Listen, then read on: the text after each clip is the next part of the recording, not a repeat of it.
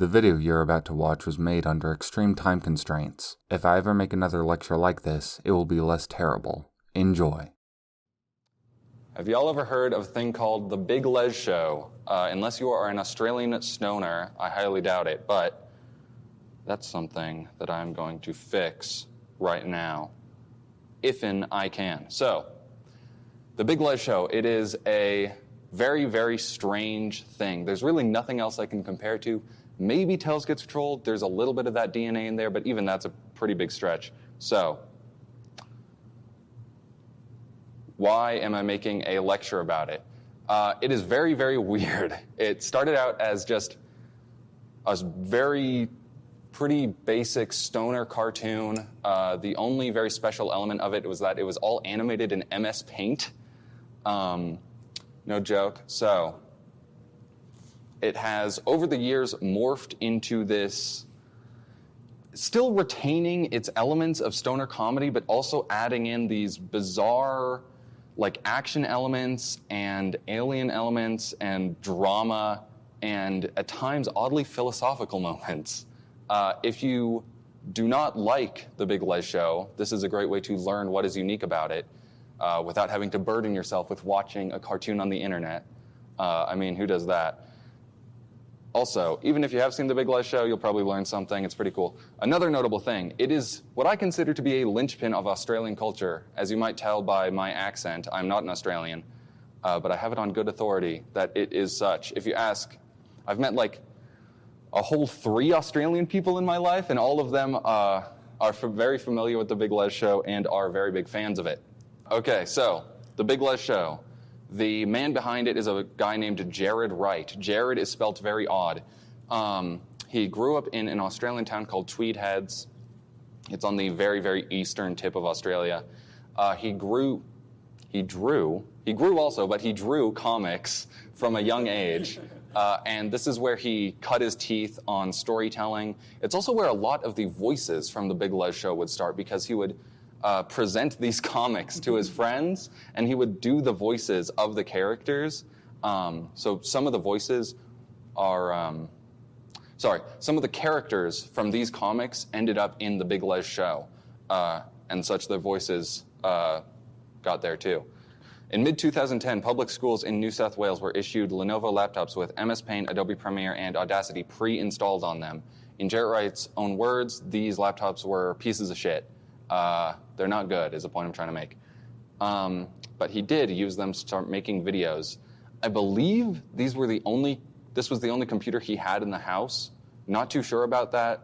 If he had a better computer, I don't really know why he wouldn't use it, so yeah. First video uploaded on his YouTube channel, and also the first video he made, is called Rap Music versus Heavy Metal in all lowercase. This video is very, very strange. It's animated in this very, very basic 3D style. It's like, it's almost like the Go Animate, but in 3D is what it's made in. I forget what the program's called. But not MS Paint? Again, you need to talk louder. But not MS Paint? No, it was not made in MS Paint.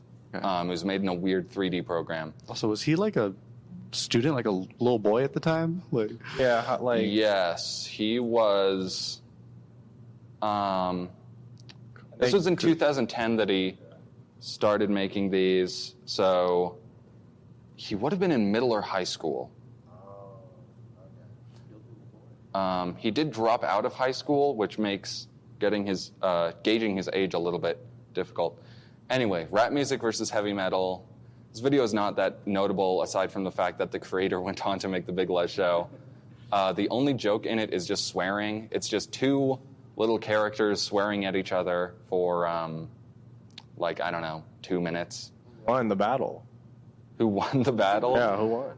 I don't even remember. I didn't rewatch this video to make this lecture. Come on, man. You gotta be thorough. You gotta be more thorough than that. I rewatched everything else but these first couple videos. So one other notable thing is they mention Horizon's End in this video, which will come back later. Second video he ever uploaded to his YouTube channel is called Dick Size Fight. Same thing as rap music versus heavy metal. Not going to talk any more about it. Next video is where things start getting interesting. Parkway Drive Boneyards with Chumas. This is an animated music video and it's the first video he made animated in MS Paint. It is a music video for Parkway Drive Boneyards. And, okay, you might be wondering what with chumas means. Oh, that reminds me. Can I get a gauge of who's read ahead of the textbooks? Who's seen the Big Les show? I've seen raising hands, or we? Oh, I don't know. I've seen like the first season and probably parts of the side. Probably fell asleep in the third, but I've seen most of it. Maybe. I've only seen a clip of two characters smoking it. Yeah, this is not an empty promise, my friends. This is not an empty promise. It's notable that you would say you fell asleep in season 3 because that's the season that everybody falls asleep on. Okay, chumas. Chumas are... Okay, the origin of chumas is Jared's friend, Tom Hollis, who would go on to help with the Big Les show, created chumas while they were in school.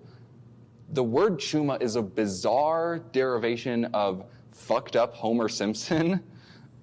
Jared and Tom would have fucked up Homer Simpson contests, and they ended up drawing these very round, very, like, at times very muscular things that barely resemble Homer Simpson, aside from the fact that they're yellow.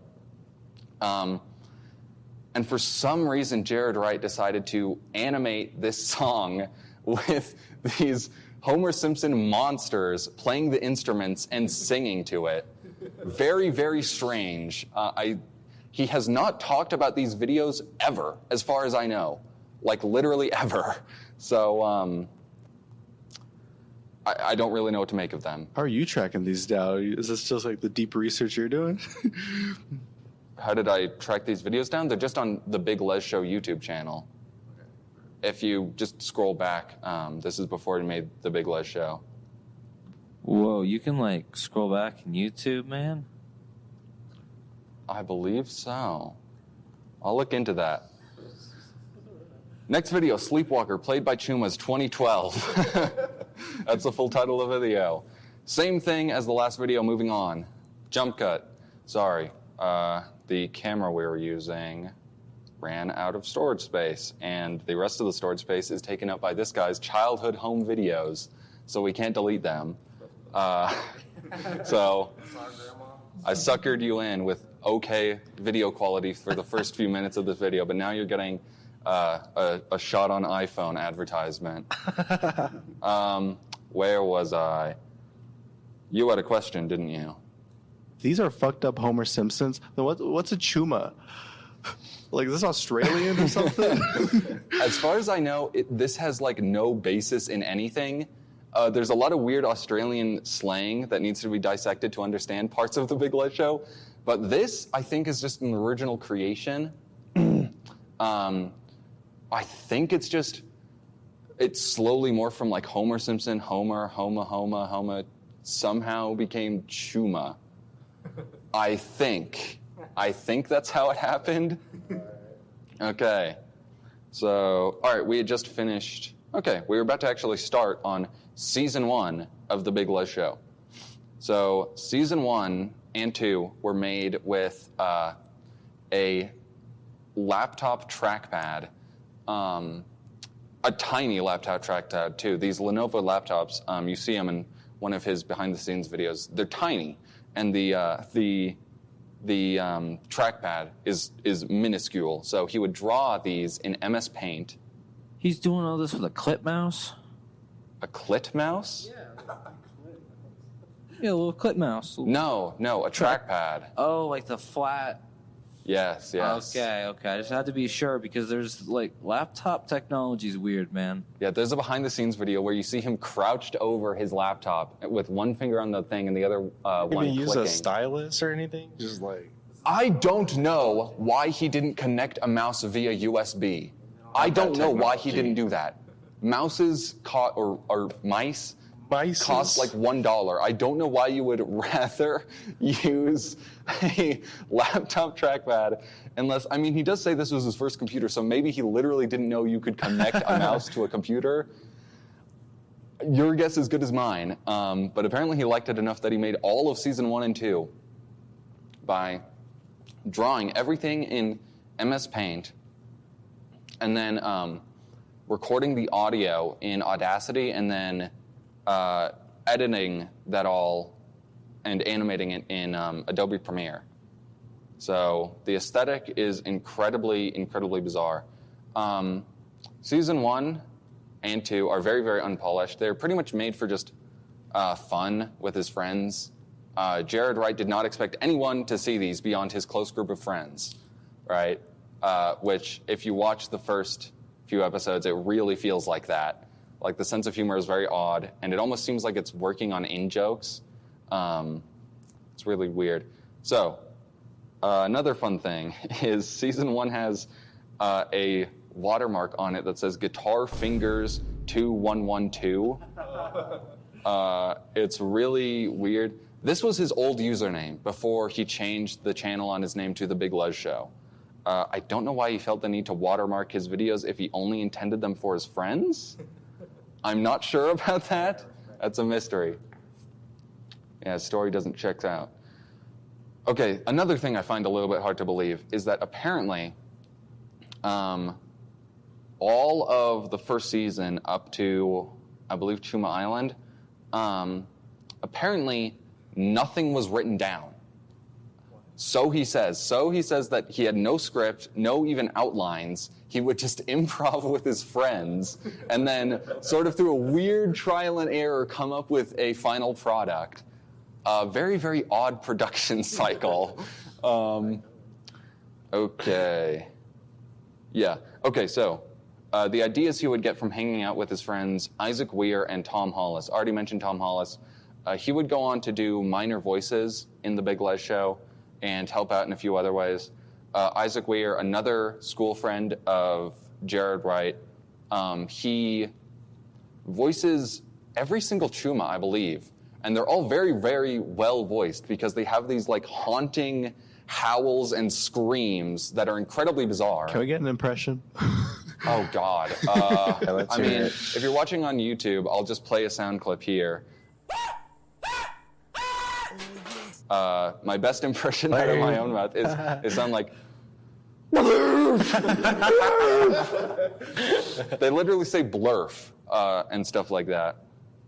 So Isaac Weir also provided other minor voices aside from the Chumas, and they both contributed ideas. But aside from that, Jared Wright wrote and animated everything and voiced everyone except for a handful of people. So The Big Les Show is his baby. Like, you can say, like, it's really weird because you can say, like, The Simpsons was created by Matt Groening. It wasn't really. It was created by hundreds of people. Big Les Show was created by one dude. And even though the aesthetic is very, very crude, it's still incredibly impressive. Like, you can tell thousands of hours were poured into this thing. And a lot of love, too. Love, sweat, and tears, or whatever the phrase is. Okay, we're finally on episode 1 of the show that this lecture is about, called The Flowers. This one is kind of a setup.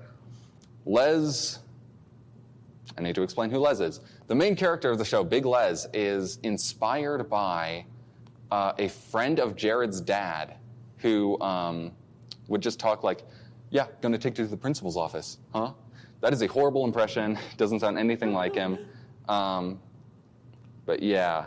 So Les insults his neighbor, Norton, who's like, looks pretty much like him except more effeminate. Les fucks up his flowers. Sassy the Sasquatch appears. He is a Sasquatch. He is this guy. Oh, this guy, by the way, is Les. Sassy's origin is very, very odd. It was. So Jared Wright has always loved Bigfoot. And in school, a friend had a near-death experience. Or sorry, the near-death experience he did not have in school, but the friend was from school. Yeah, thanks for clarifying that. He had a near-death experience and said that heaven is like a dream. It's sort of what you imagine it as.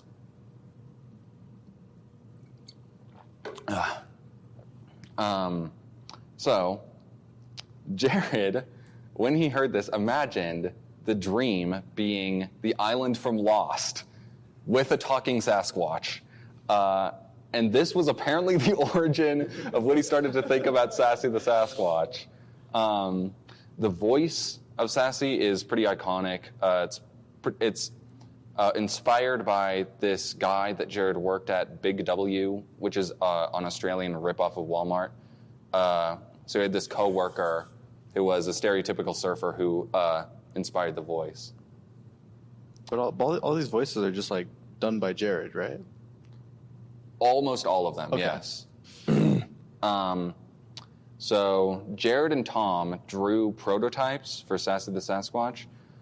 Tom's became Sassy. Jared's became Donnie, who's another Sasquatch. We'll get into later. Anyway, Les fucks up Norton's flowers, so it's setting up the rivalry. They're very much like Homer Simpson and Ned Flanders. Sassy says, "You fucking druggo," which would become his catchphrase. Norton swears he will have revenge. Les sees a chuma over a fence, and then it quickly disappears. And when he asks Sassy about it, Sassy says, "What are you talking about?" Which would become another one of his catchphrases. I'm trying to go through these quickly, but the first episode's kind of important. Episode 2, the volcano bong. Yeah, you know about this. Sassy, Wayno, and Donnie, who are all Sasquatches, and Owly, who's just a talking owl, very odd character, are ripping off of a... Is he just like the size of an owl? Yes. Is he just an owl? Yes.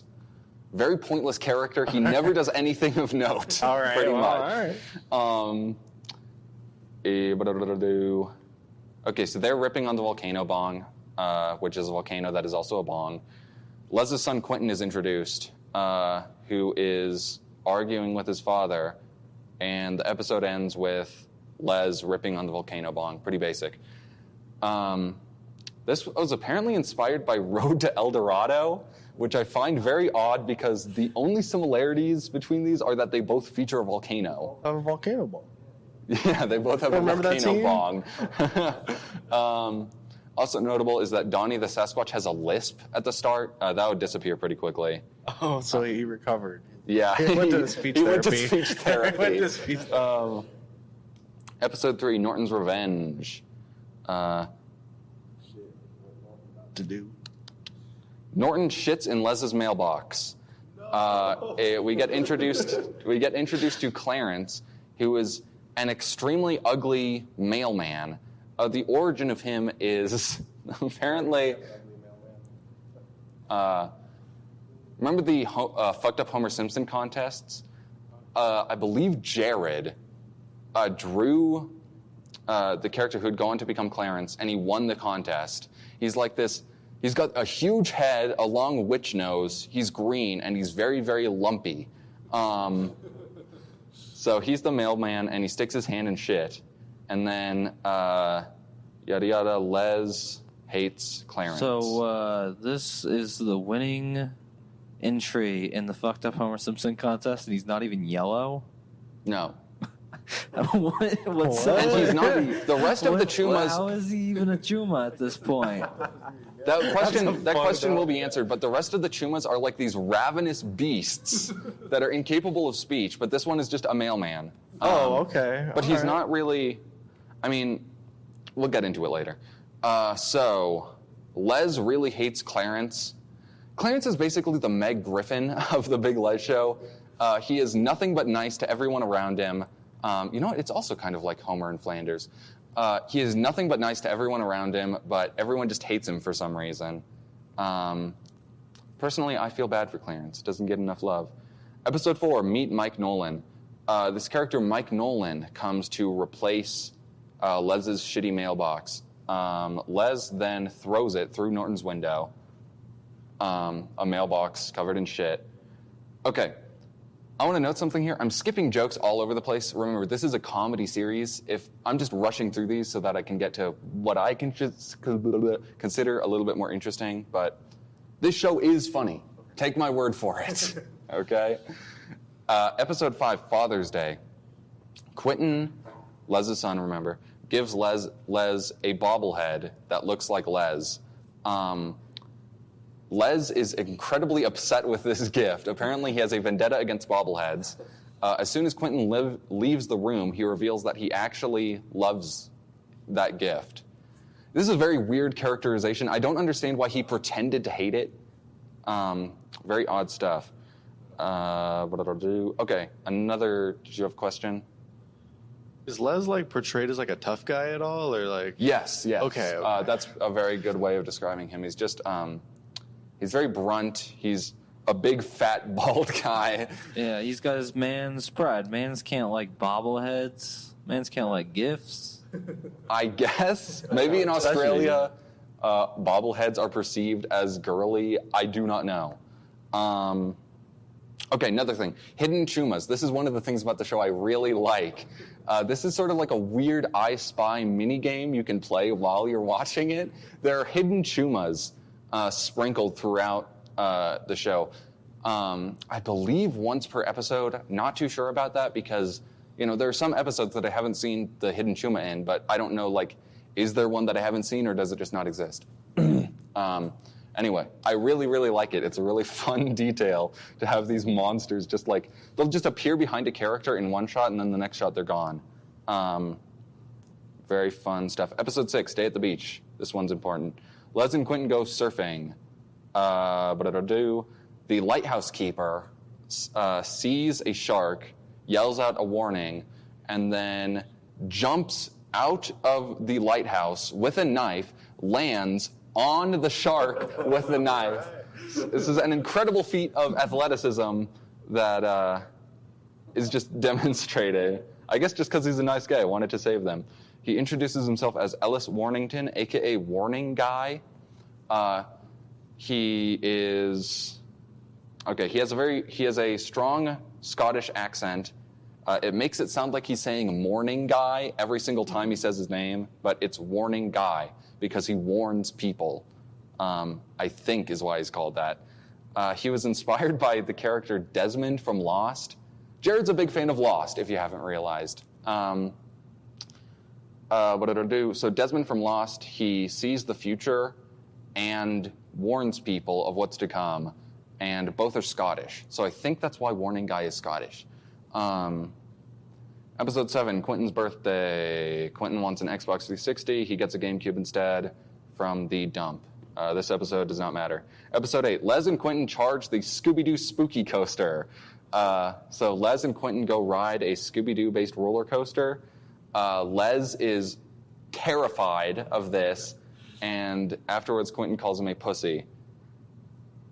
Again, I want to remind you, this doesn't sound super funny, but trust me, it is when you...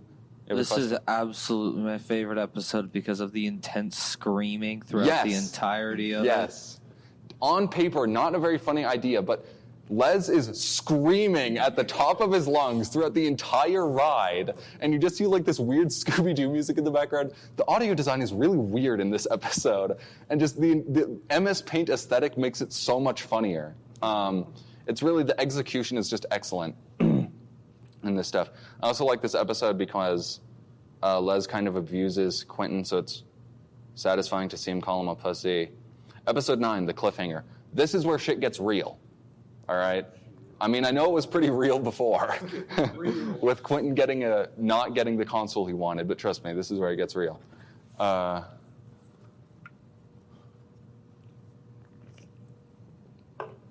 Okay. So, a cop. I'm just going to refer to cops as officers. All the cops in the show look identical and behave identically, so I'm just going to refer to them as one character who is referred to in the show as officer. So officer questions Les because Les filed a report because he got mailbox thrown through his window.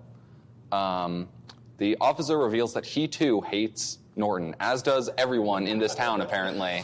The officer and Les drive golf balls into his house. The next morning, Les goes to pick up his mail, sticks his hand in shit again. Clarence stick his hand in shit the last time. Les goes over to Norton's house, punches him in the face. They start to fight. Les throws Norton through a window, continues beating on him. Norton kicks Les through a garage door into the garage, and he's sort of standing there, and then you see like the headlights come on, and then Les drives his car through their neighbors across the street, remember? So he drives into Norton and runs into Lez's garage. Massive explosion. The explosion subsides. They are still fighting. Quentin sees this and interrupts their fight and says, here, I just wrote down the line specifically. So yous both have fucking super strength and survive a fucking explosion. Questions him a little bit.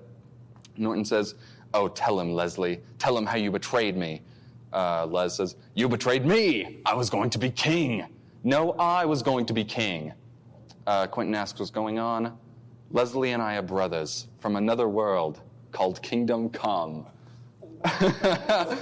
End of the episode. They are aliens. Man, what a cliffhanger. Sleeping that part. Yeah, in case you've fallen asleep, now you'll look it up. Okay. Volcano bong. I kind of jipped out on the alien part. Episode 10, The Brutal Truth, season finale. Les starts explaining to Quentin what's going on. Around 60 years ago, on the planet called Kingdom Come. Come, by the way, is spelled C-U-M. Don't know why. It has nothing to do with semen. It's just a weird joke that doesn't really... It's Good not joke. What? You heard me. It's a good joke. It's a good joke. Okay. I gotta give it up. On the planet of Kingdom Come, in the city of Horizon's End, which, by the way, was mentioned in the very first video he uploaded.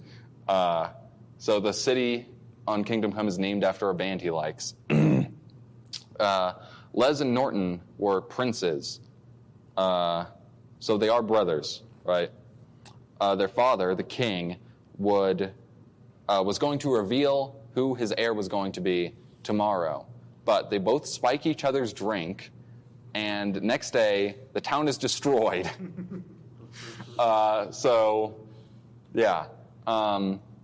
They are banished.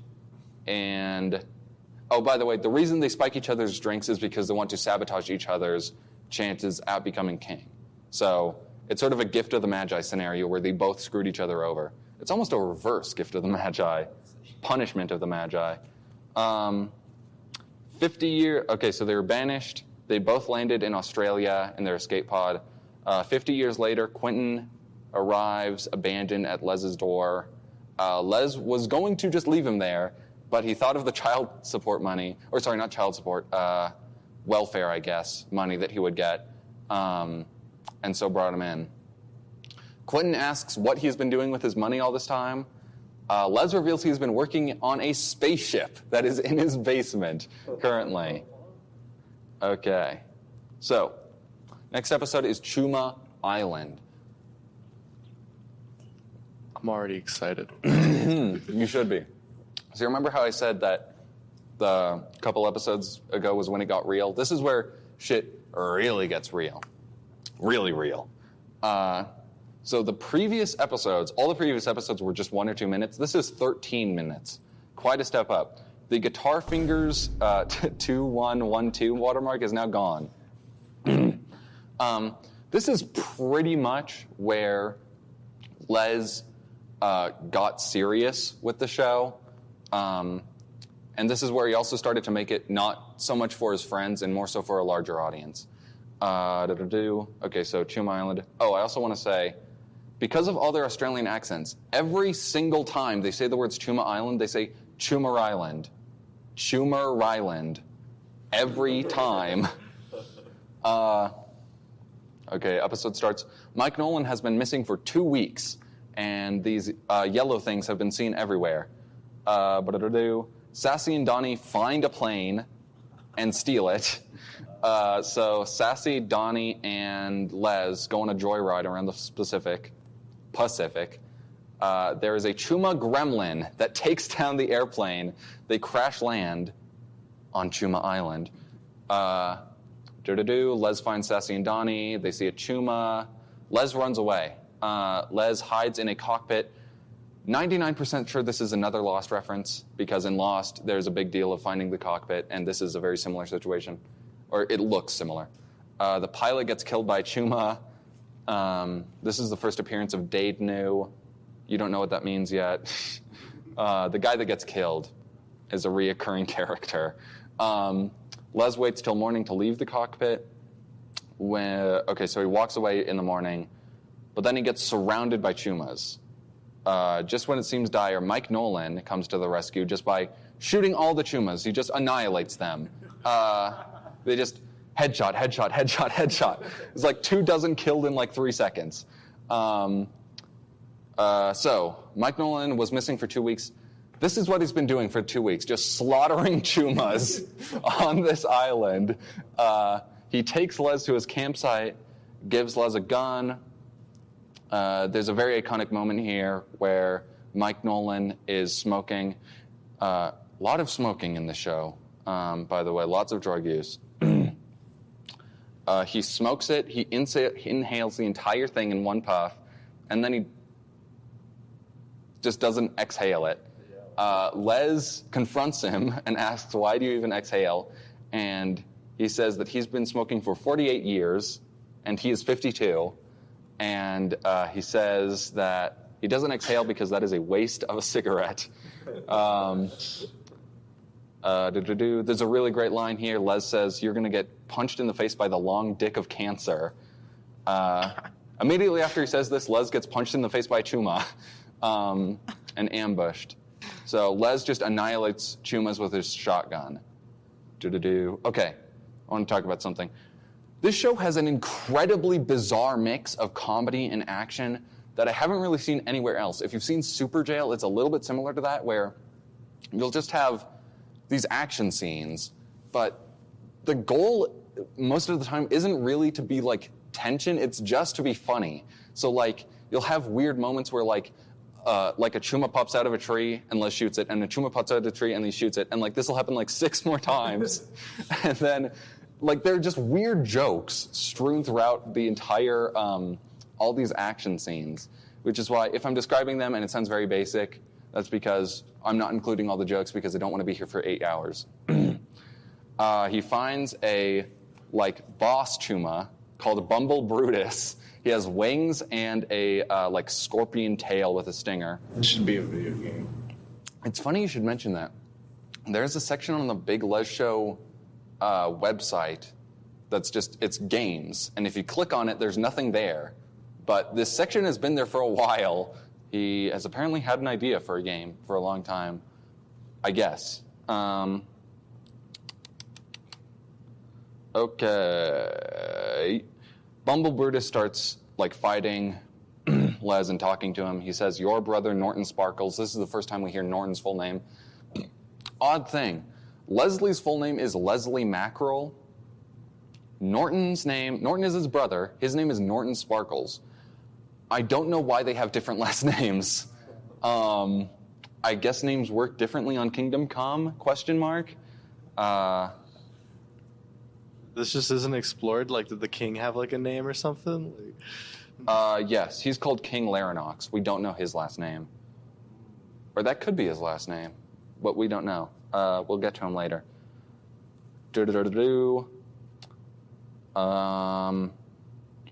All right, Bumble Brutus drops some bombs on us. So, in his conversation, he reveals Kingdom Come has been destroyed. We do not know by what or why or anything. Bumble Brutus says, I'm surprised that 6 of you Kingdom Comians managed to survive. So, this is a thing that fans of the Big Les Show talk about is the 6 Kingdom Comians. This is a type of storytelling that I really like because if you were watching the Big Les Show as it came out, like I was, then this is a very fun thing to wonder about, who are the 6 Kingdom Comians? Spoiler alert, we do learn who they are. I think. 1 is a little bit weird, but we definitely learn about 5. So, if you're keeping track, we know about Big Les and Norton are the 2 that we know about right now. Les kills Bumble Brutus, but he runs out of ammo. Les, Nolan, Sassy, and Donnie regroup. Clarence arrives. He brought a boat. They steal Clarence's boat, shove him out of it, and then drive away to safety, leaving Clarence stranded on the island. Nolan Okay, so we don't know what happens to Clarence. Fuck him. They get back to Browntown. Oh, by the way, that's the name of the town they live in. Nolan agrees to help Les with his project, that being the spaceship. There is okay, so this is really like a movie. So there's like there's like a post-credits, like Marvel-esque like scene at the end where there's this tease with this little minion character, not from Despicable Me, but just this little guy. He kind of looks like Clarence except really small. And he's serving like this gorilla guy. And the gorilla says that he's going to commence war. Yeah, this is like the badass moment where, like, at the end of Guardians of the Galaxy, you see Thanos. Thanos. Okay. Right now, I get it. Yeah. See, I can relate. There's also, at the end of the episode, there's a big thing of text that he talks about how the first 10 episodes were just to fuck around. This is where he gets serious. So, the origin of Chuma Island. It was originally Attack of the Chumas, where the Chumas invaded Browntown. He updated his laptop for school, and almost all of it got deleted. It was nearly done, and like 90% of it got deleted. There's only like, the only surviving bit of it is like a 12-second clip or something. But he was watching Lost at the time and decided to remake the episode, but on an island. So it is in more ways than one a Lost episode. The idea of Attack of the Chumas was recycled for episode 1 of season 4, where Chumas would invade Browntown. Spoilers. Yeah. Season 2. If you want to know when this is, season 2 starts in 2013. Episode 1, they're back. Okay. This episode starts with a cold opening where Les is waking up in a crashed spaceship with warning guy dragging him out of it, and there are Chumas everywhere. A few weeks earlier shows up on screen. So that's like our cool tease of like what's to come. Norton invites Quentin to his birthday party. Nolan is working on Les's spaceship. Nolan and Sassy were also invited to Norton's birthday party, but Les wasn't. Les in fury wrecks his flowers. Episode 2, the Trippa-Snippa. This has an intro by this guy named Charles Charlington. It's a weird thing where he's just like this sophisticated dude, and he's like, on this episode, Les is going to come into some odd situations or whatever. It's pretty pointless, honestly. Sassy wakes up Les. He has he makes a wrap called a Trippa-Snippa, and he gives it to Les, and then reveals that it has basically every drug known to mankind in it. So Les trips out. This is the first trip in Big Les Show. There will be many. There's a lot of trippy imagery. The name Trippa-Snippa is apparently derived from the word whippa-snippa, which is what Australians call weed whackers, I guess. So, I like that. I'm gonna start calling my weed. Yeah, talk louder, boy. Episode 3, Where's the Gold? Has another intro by Charles Charlington, doesn't matter. Nolan is talking, says the spaceship needs some high-tech fuel. They need money for this fuel. The best way to get money is they all go to the slot machines. So Sassy and Donnie are there. Sassy sort of gives Les good luck, ? And then Les wins $100 million from a slot machine. He is now a multi-millionaire. Over the top. What? Just a little over the top. Yes, a little bit. Episode 4, Birthday Bash, has an intro where Charles Charlington is ripping a bong and doesn't say anything. It's the only season with Charles Charlington. Like, is he just like there for the rest of the show? These 3 episodes are the only ones with an intro by him. Okay. He makes one appearance way later. Okay. Way later. If he didn't appear again, I would not have mentioned him. Quentin goes to Norton's. Quentin is going to Norton's birthday party. Him and Les fight. Les says that Norton's a better father than you. Burn. This is very, very enraging to Les. Les goes to Donnie's shop, which sells a wide variety of items. We never really learn much about it, but you can see in the backgrounds that it sells T-shirts, guns, guitars, and weed. Just the essentials, And remember, this was in 2012. This was way before weed was legal. But I guess it is in Browntown, ? Donnie sells Les a stealthy fucker, which is effectively like the Splinter Cell suit. It's like a night vision camo thing. Quentin and Norton are hanging out at his house. Les cuts the power, and he starts like screwing with them, basically terrorizing them in the night. Les finds these very sus pictures where it's Norton partying with... Don't say anything about that word. I can... Sus.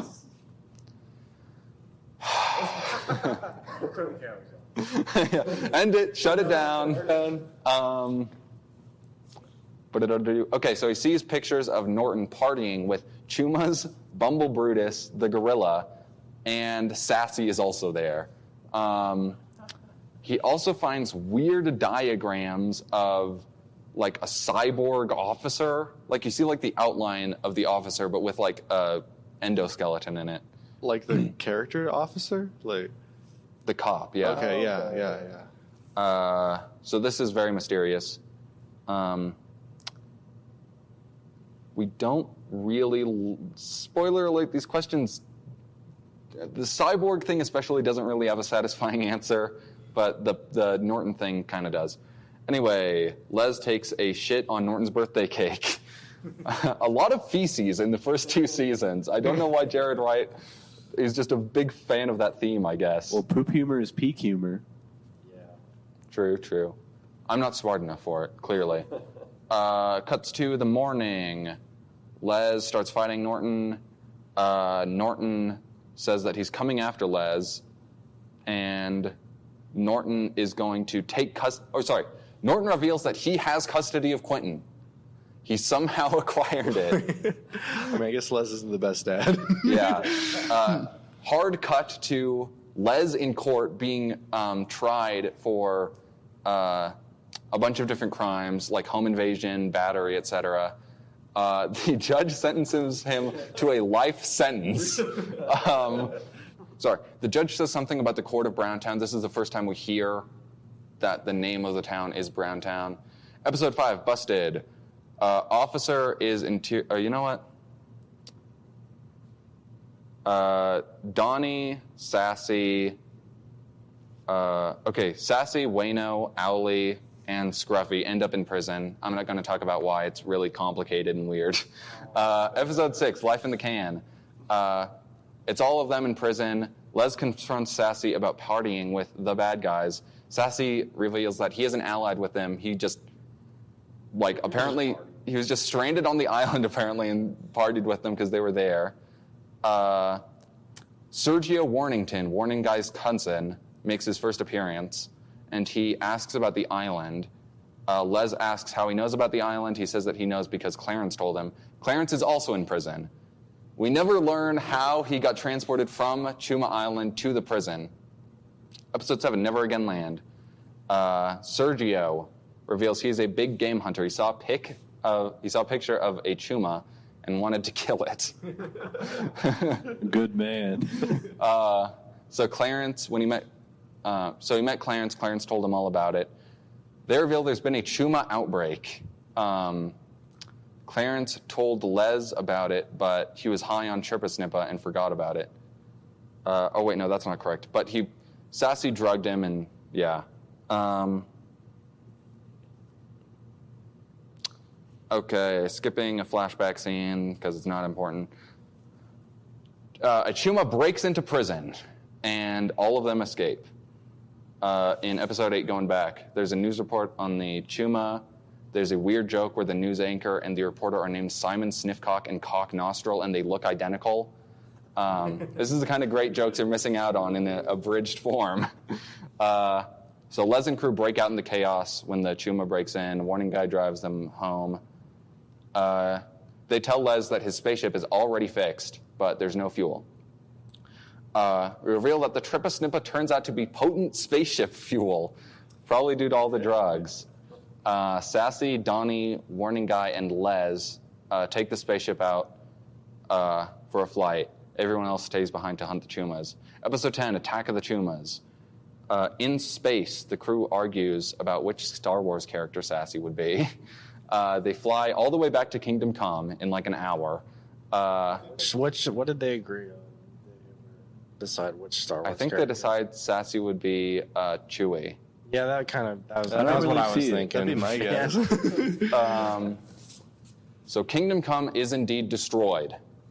It's just a bunch of shattered rock. They head back to Earth.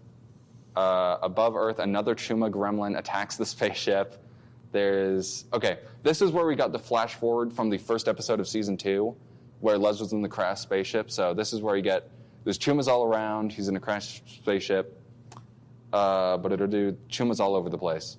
A Chumadactyl, Chuma with wings, grabs Les and takes him to the gorilla, who is like on top of a skyscraper.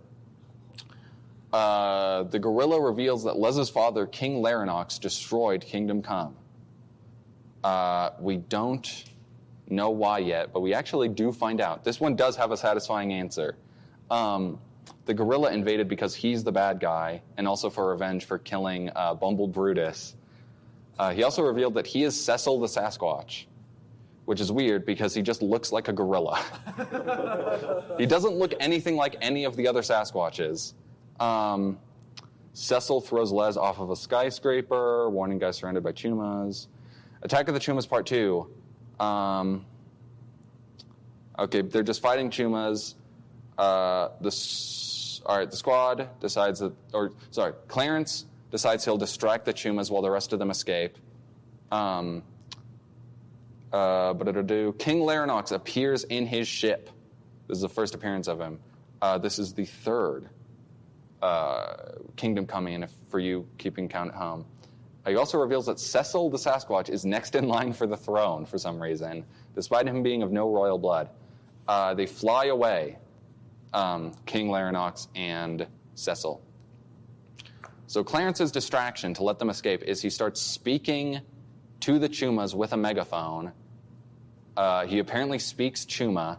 If you want to know what the Chuma language sounds like, it just sounds like boovin-a-movin', shoovin-a-movin'-boovin'. Must have learned on the island. Stranded. Well, we learn later.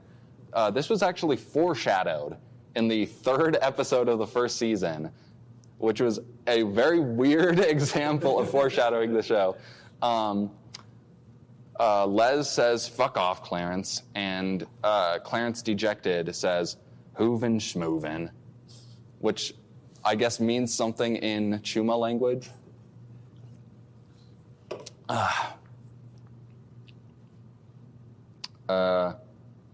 The Chumas... Okay, so whatever Clarence says, it was apparently effective because all the Chumas leave.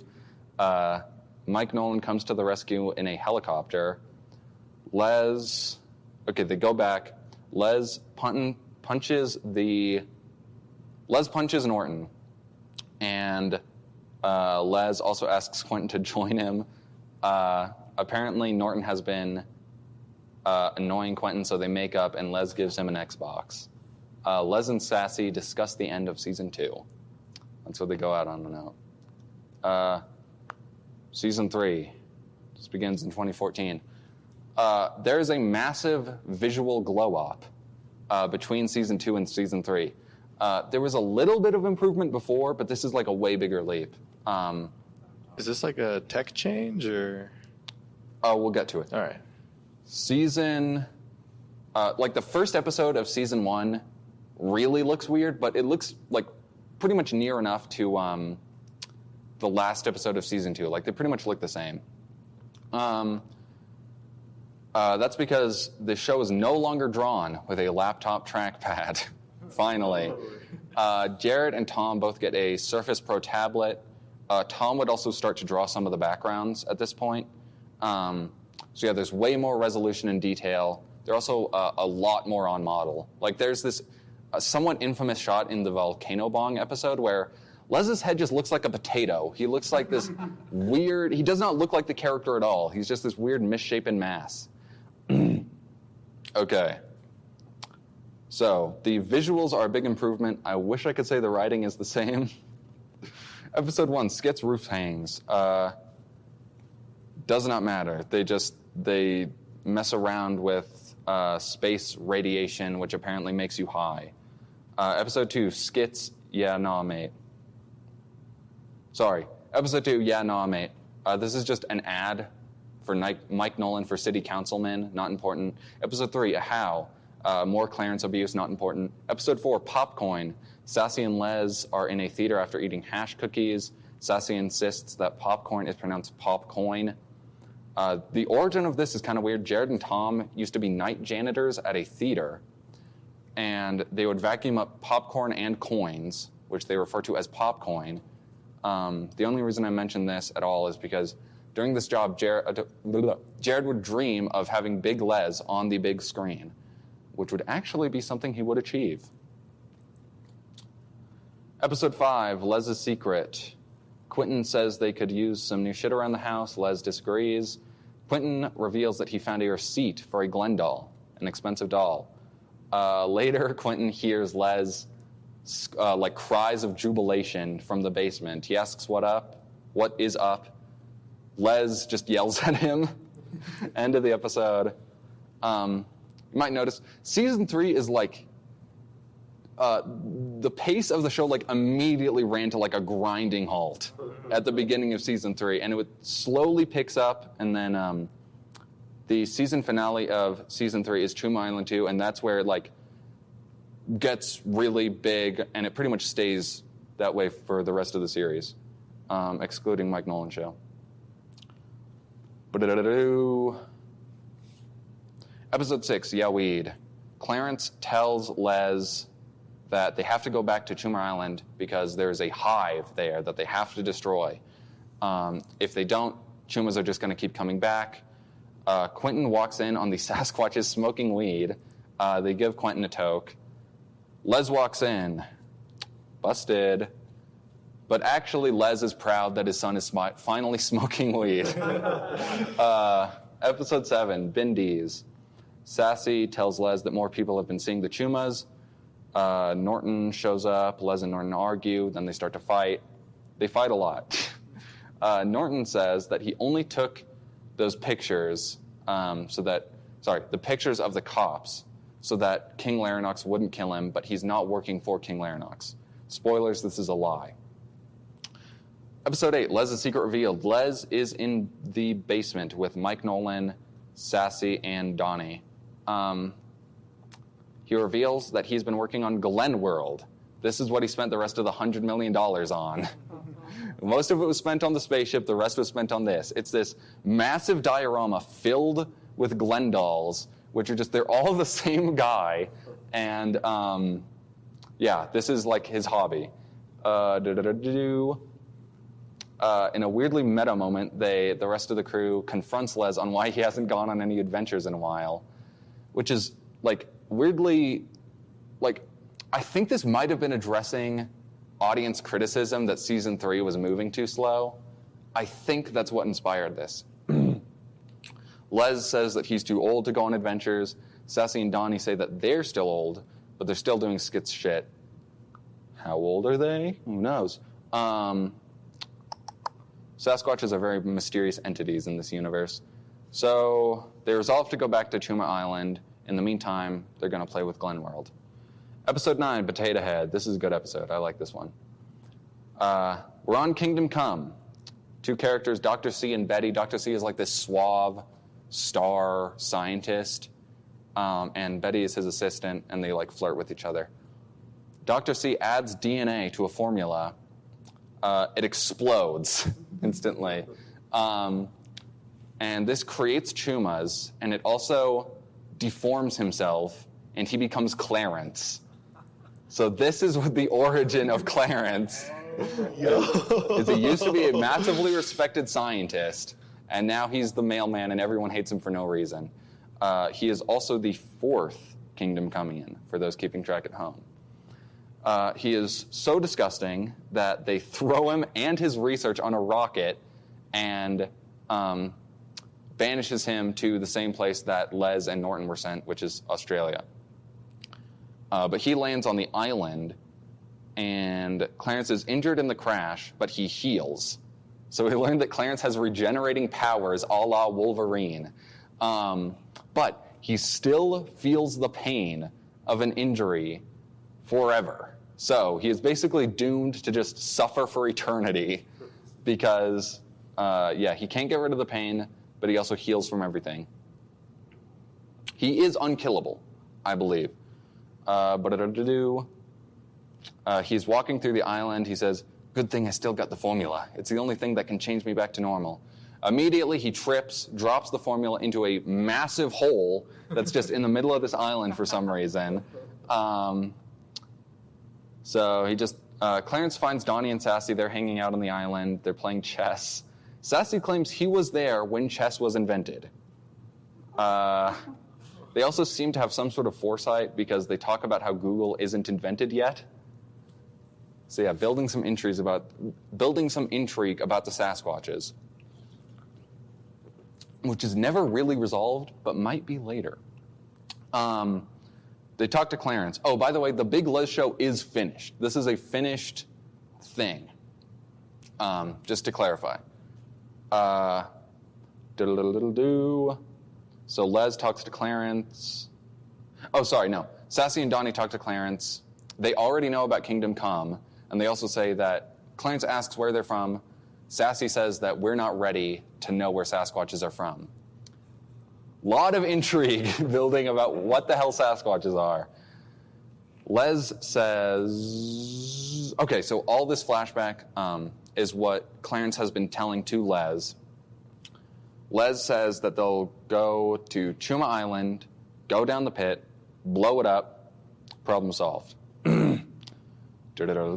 Les begins to tolerate Clarence in this episode, which is a bit of character development that I was a big fan of. Immediately redacted in the next episode. He goes right back to being a dick for no reason. Les and Donnie discuss the upcoming Chuma Island 2. In another meta moment, they said that it'll be about 20 minutes. It is not about 20 minutes. It's 55 minutes long. Chuma Island 2. Les asks Donnie for a gooch gun for killing Norton. We'll get to what a gooch gun is later. Chuma... Okay, I think... Got any questions before I start on Chuma Island 2? This is a big one.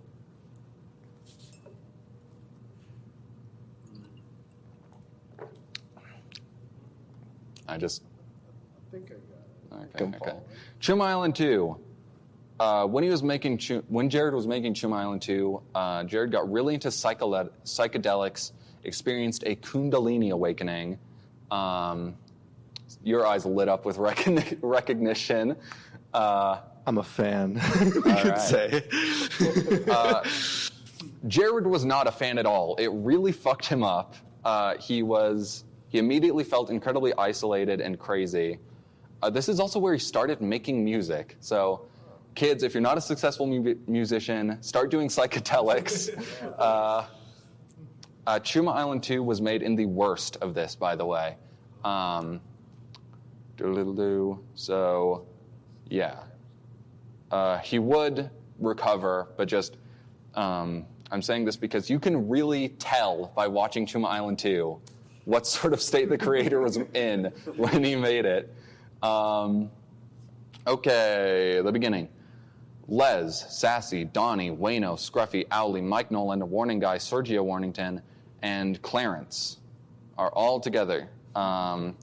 They stole a plane from a military base off screen, and they're also all wearing like military fatigues. this is basically setting our expectations up that this is going to be a bigger and better Chuma Island. The plane is better, they're equipped better, there are more people going. The visuals are a hell of a lot better. On the ride to Chuma Island, the gang discusses recycling, homophobia, and cop hate. They parachute into Chuma Island, too. Sassy gives Les a mysterious joint and says, if you're ever lost, mate, take this and you'll be found. Clarence gives Les directions. He immediately ignores them and just starts wandering off.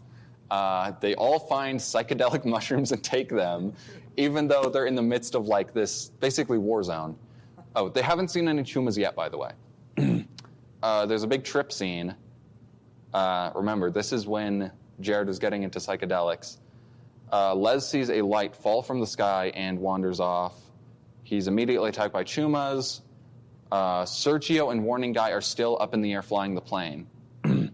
Another Chuma gremlin appears. The plane crashes.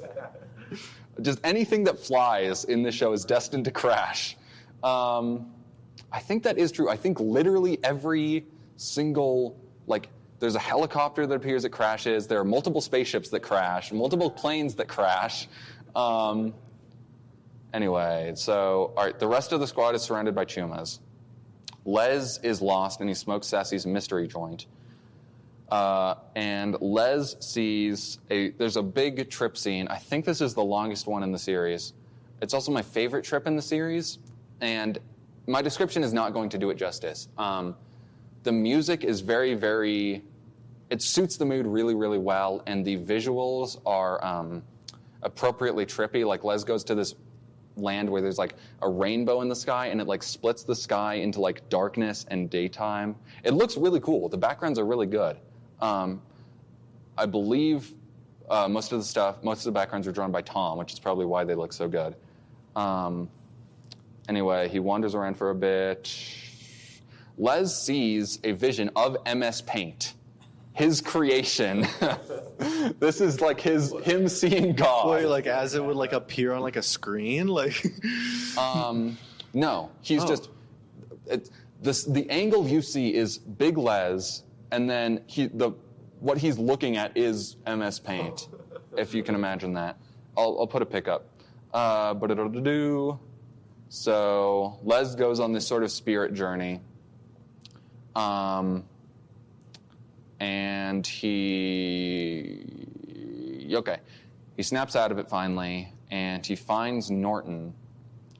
Norton is standing next to a spaceship, a parked spaceship, which I believe is meant to be the light from the sky that Les saw and wandered off. I think that was Norton's spaceship landing.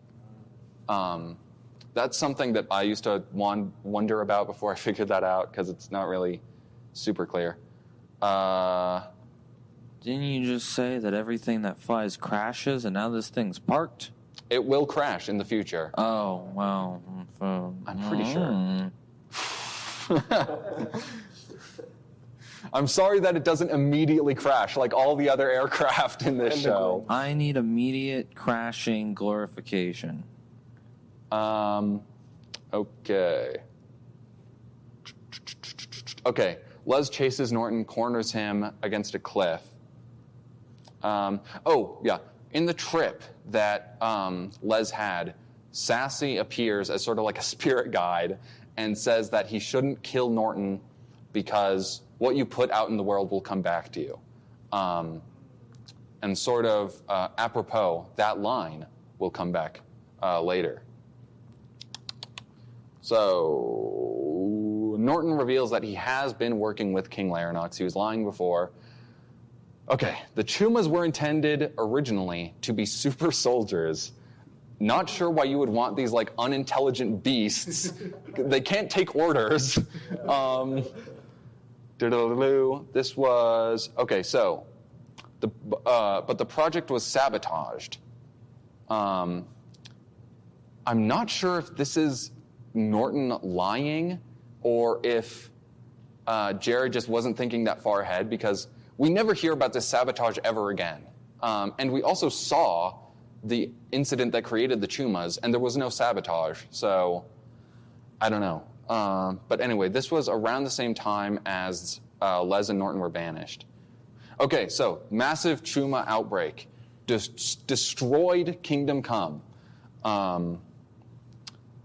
Okay, notable, Cecil said Larinox destroyed Kingdom Come. This is...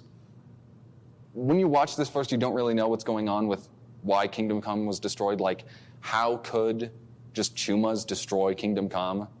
Like, how could they destroy an entire planet is what I'm saying. This is a question that you would not think gets an answer. It actually does. We do learn how the Chumas destroyed Kingdom Come.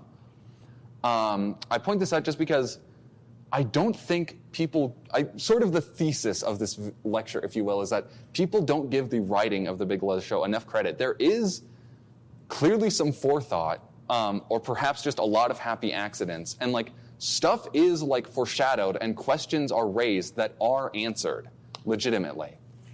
Larinox is currently collecting Chumas to use as a weapon. Norton does not know why. Norton was taking photos of the officers because Larinox is replacing cops with robots.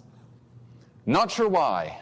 This plan doesn't really make a whole lot of sense, and you would think, like, if you have the Chumas, do you really need the officers? And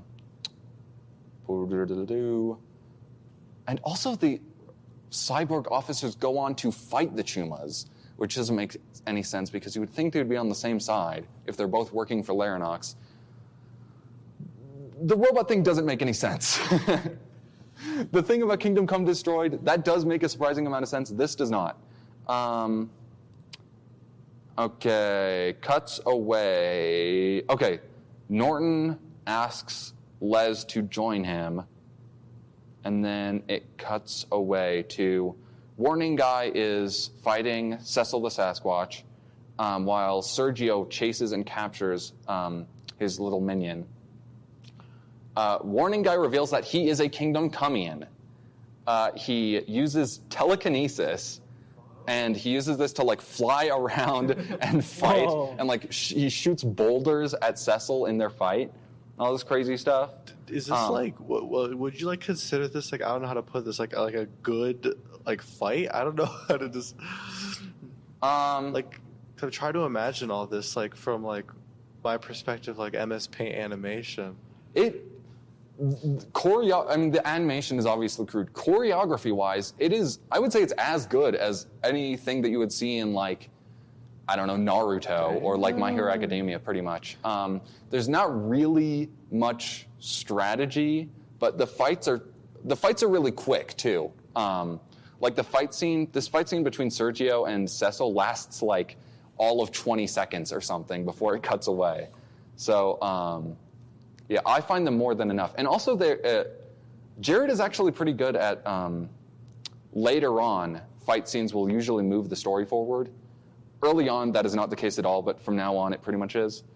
Okay, so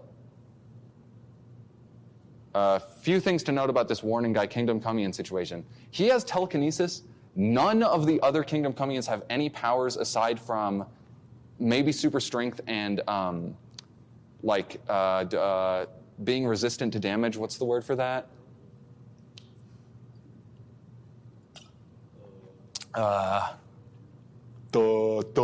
Resistant? It's not the word I was thinking of, but Super resistance.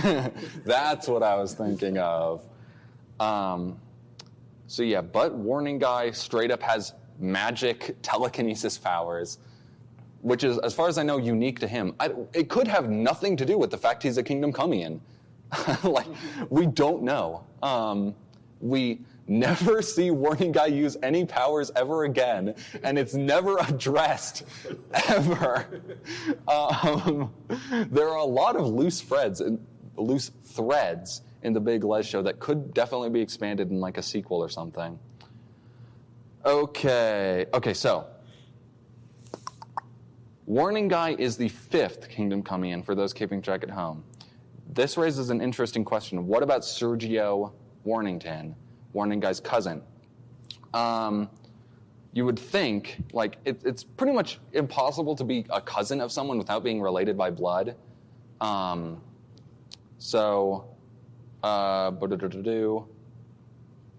Jared, in a behind-the-scenes video, called Sergio his Earth cousin, which seems to imply that he is a human, but I don't know how that would really be possible.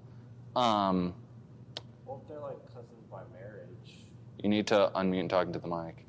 Well, like if they could be cousins by marriage. To be cousins with someone, you have to share a grandparent with them. Maybe he's just like Earth cousin in the way that like he was born on Earth or something. You know, he only knows Earth, but he's blood. The Kingdom phrase Come-in? Earth cousin is way too vague for whether Sergio is a Kingdom Come-in or not. Man, I'm just giving you theories here. It's possible Sergio is like half Kingdom Come-in or something, or he could be human. We don't know what Earth cousin means. Jared, I believe, has never elaborated on it. I tried to reach out to him to answer some questions. He did not respond. So I do not know. I don't think anybody knows. This is actually a fairly big question among the fandom for this show. Personally, I choose to believe that Sergio is the sixth Kingdom Come-in because it would complete the six, which is nice. It also, Sergio and Warning Guy both survived the plane crash just fine. Like, neither of them were damaged even a little bit, which seems to be evidence that he might have super resistance. You got it. There is another dude who might be the sixth Kingdom Come-in. We will get to him, but I don't think that he is. We'll get to it. Sergio captures the minion. Okay, so Norton offers for Les to join him, but is sneaky. He sneak attacks, tries to stab him. Les kills him with a gooch gun. This is a big moment. It shows that, first of all, Norton is dead. Les shot him. He is dead. He never comes back. All right? This is not Dragon Ball Z. Yeah. It also shows that death is possible in the Big Les verse. A few more characters will die throughout the course of it. Gooch gun. It is never explained what on earth a gooch gun is. It's a little pink revolver. I believe why it's called a gooch gun is because you store it, like, in your pants, and then, like, it's a concealed weapon. I don't know why it has to be pink. All right, Daednu comes to rescue in the helicopter. Daednu is a weird recurring character. He just, every time he appears, he dies. And he has a really weird voice, and that's the character. But he comes to the rescue in the helicopter, so it's weird that he's, like, plot important this one time. He never is again. He's just, like, a background appearance the rest of the time. The helicopter flies. Okay, so everyone gets on the helicopter, pretty much. The helicopter goes over the pit. Everyone except Les, pretty much, is on the helicopter. It flies over the pit. Clarence is... Okay, this is a weird part. Sassy invents a device called a SassMate, which I believe is a parody of a...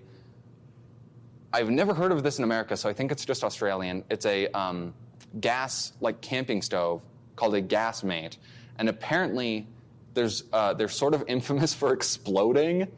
So Clarence is about to drop a SassMate into it to blow it up. That's the bomb they're going to use. A Chuma jumps up and grabs Clarence, and he falls. And the people in the helicopter just leave. They don't really seem to care. Sergio and Warning Guy reach Les. Les, Sergio, and Warning Guy and the minion they captured leave on Norton's spaceship. Okay, so the helicopter and the spaceship are flying away.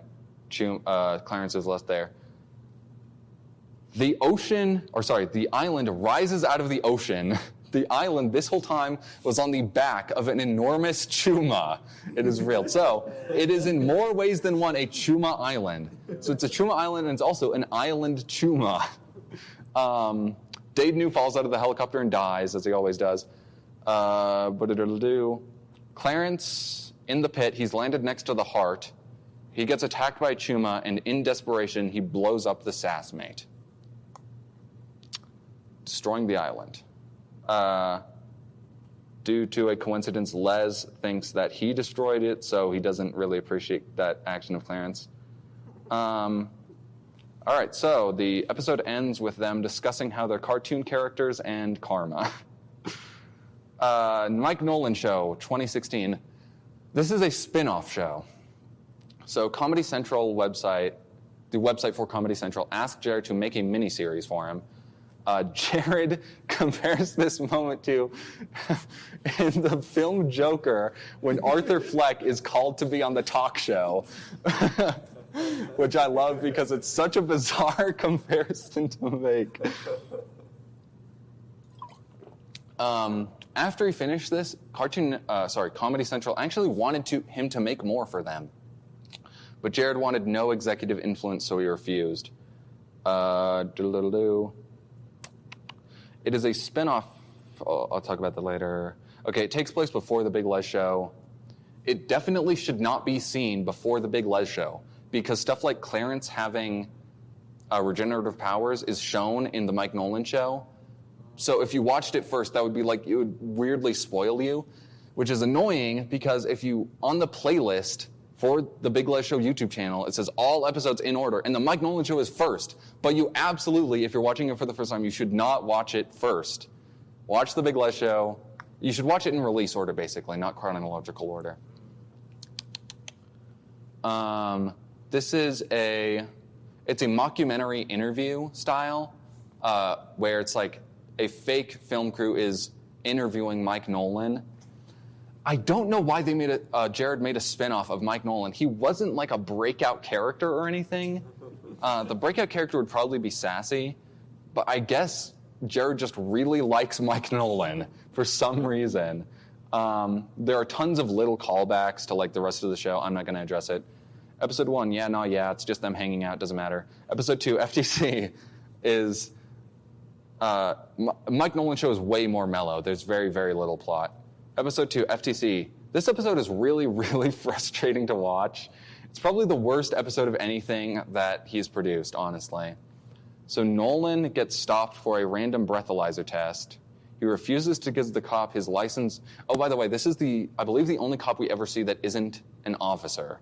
So I guess this is before they all got replaced by cyborgs. Nolan refuses to give his license or registration or identify himself. Nolan is driving without license plates. He was also speeding. He fails the breathalyzer test, and the cop smells weed on his breath. And Nolan is a total ass throughout all of this. And he's just like gravely insulting and just being a total ass to this cop for no reason. And then the cop just lets him go. Even though he's guilty of like 10 different crimes and he was a total dick, the cop just lets him go. And this is like... So you said this was the worst episode of anything that this guy's ever produced. What about rap music versus death metal? Okay. That one's funny because of how stupid it is. This is just frustrating because it's like, this is like an and then everyone clapped level fantasy. My theory is that Jared had he got like a ticket or something, and then he went home and like in a rage he made this episode where Mike Nolan is like owning this cop. It's really, really just, it's also just not funny. Like there aren't really any jokes in this episode aside from Nolan just being a dick for no reason. Episode 3, Another Day, Another Dollar. The interviewers that are interviewing Mike Nolan are self-inserts, possibly. If you look at their character designs, by the way, you can look up pictures of Jared Wright, Tom Allis, and Isaac Weir, and like the three of them look like the three people interviewing Mike Nolan. This is never addressed, but I'm 99% sure, or else it's a really weird coincidence. All right, this episode is just more hanging out. It also introduces the character of Crazy Steve, who will come back later. Episode 4, Ding Dong Deli. This episode is where Jared Wright just gives up cinematogrizing, I don't know the word, the Mike Nolan Show as if it was a mockumentary. The previous episodes, did behave as if there was a real camera. For example, in the cop episode, you see an angle from the cop's dash cam and also from them recording inside the car, but you don't see any other angles. He just gives up on this or like forgets about it. Really, really weird when it's like a mockumentary, but it's not really.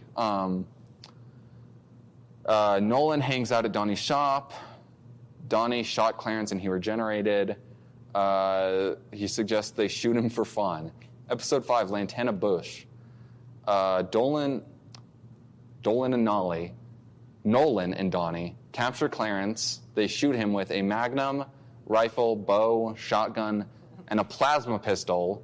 Les hears the noise of all this and shows up, and then he meets Nolan for the first time. This episode is bizarrely cruel to Clarence. It's very, very strange how, like, he is nothing but kind to everyone around him, and yet they are performing, like, the worst torture that has ever been performed on anyone on him. Very, very weird. It feels like Jared didn't really think through the ramifications of this, this basically means that Donnie, Les, and Nolan are, like, ultra Hitler. They are like... morally, they are just putting someone through an unimaginable amount of pain for no reason other than their own entertainment. I think it's crazy that, like, it's not even because, like, he, like, destroyed Les's planet or anything. It's just no unrelated. Les reasons. doesn't know that Clarence destroyed his planet. Yeah, that's my question is, like, why does nobody question why Clarence is, like, hyper-regenerative?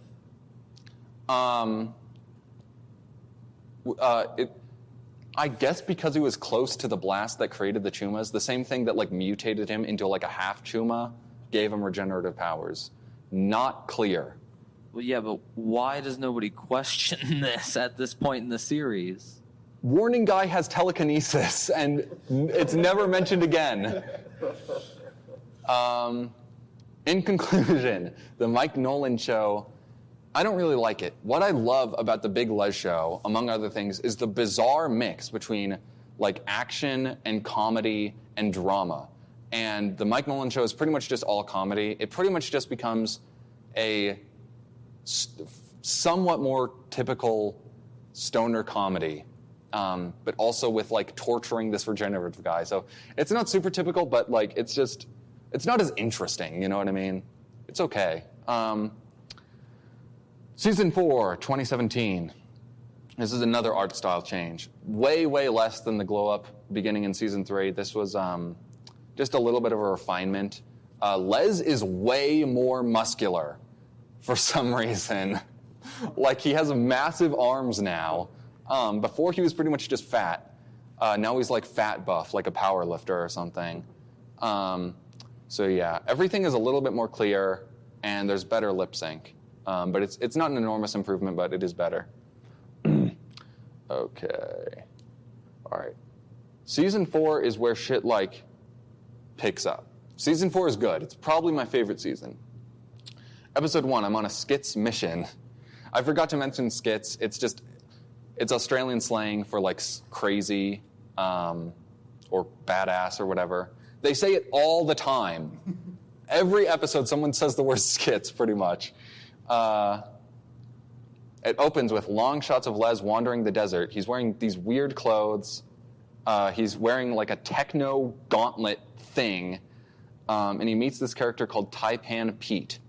Both are going to... This is, by the way, an intentionally odd cold open. So it'll be revealed what this is all about. Both are going to North Queensland. So they decide to... while they're waiting for a train to take them there, Les starts talking about what got him in this situation. Flashback. So the rest of... most of Season 4 is finding out what led to that moment, basically. Les is talking with Nolan about leasing Norton's house. I guess Les inherited Norton's house somehow. I guess he was his sole inheritor. I mean, technically, he is Norton's only, like, relation that we know of, aside from Quentin, maybe. But it's still odd that Norton would leave his home to, like, his worst enemy. Let me check that this is... Okay, good, it's still on. Okay, there's a very comfy scene where Les makes a coffee and rolls up a doob skin, which is just a weird word for a doobie, I guess. It's a very nice scene. You hear like the birds chirping and just see him relaxing. He's about to light up his doob skin when a chuma attacks. Les kills the chuma. He leaves Quentin, but promises to come back for him. Les goes to grab a stash of guns, and he sees that there are chumas all around the fucking place. Chumas have invaded yet again. So apparently, but it'll do. Clarence blowing up Chuma Island did not stop them whatsoever. It might not have even been a temporary victory. Les meets up with Sassy, Donnie, Wayno, Scruffy, and Nolan, and they all head to a nearby hill. Episode 2, Plaque Key. I'll explain what that one means. Taipan Pete and Les talk more. That's the intro. So it cuts back. Les is climbing up this mountain. He finds a cave. He enters it, and it's a ton of Sasquatches hanging out. Yeah. This is the secret Sasquatch Society, which is apparently where Sasquatches meet. Also, the devil is there. Like, Satan, the devil, is there, just hanging out. Yeah, he's just wearing a t-shirt and shorts. We still don't got, like, any, like, lore on Sasquatches. They're just... No. Only more questions being added every time they do anything. Les asks why Satan is there. He reveals that it's only Sasquatches allowed unless you're a sick cunt. Nolan is also there. He's known about it this whole time, I guess. So the whole gang goes and grabs a plaque key. Okay. So when they grab the plaque key, it sends them to a timeless dimension of imagination. Okay, let me explain what just happened a little bit. The word plaque key is a very, very bizarre pun. Apparently, the word placky is Australian slang for plastic. And, oh wait, sorry. I forgot to explain it. The placky is a shitty plastic bong. It's like made out of like a Gatorade cup. So it's a plastic Gatorade cup plus a port key, which if you're familiar with Harry Potter, it's a thing that you grab and it teleports you. So placky is a very bizarre, I have no idea what inspired this. It's a very bizarre thing that exists in this universe. And this joke is not explained, by the way. They just call it a plaque key and assume that you'll know what the fuck that means. So anyway, they are all in a timeless dimension of imagination. Les, there's yet another trip scene. Then he snaps back to it. He remembers Quentin. Promised to go back for him. So Les starts running back to save him. Donnie interrupts him. So before he leaves, he gives Les a crystal and says that he is going to need it later. Satan also gives Les some stealthy clothes and a silencer for his pistol. So he's a nice guy, apparently.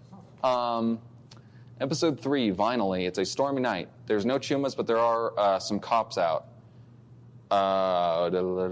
Les is sneaking back to his house to get Quentin. He finds a weed in his yard. He decides to pull it up. It is Clarence. Clarence was buried completely, except his finger was sticking out of the ground, and out of it was growing a weed. Not marijuana, just a weed. Or it might be marijuana. I'm not super sure. It's MS Paint. You can't really identify plants. But I think it's just supposed to be a weed. It's like Clarence, a pigment. What? It's like a pigment. Yeah. So Clarence tries to explain why he was there. Les does not care to hear it. He just yells at Clarence. Les finally arrives at his house. He finds the doob skin that he rolled in episode 1 of season 3, puts it in his pocket. There are bullet holes all over the house. He runs inside. Glenworld is gone. It has been stolen. Also, there's no sign of Quentin.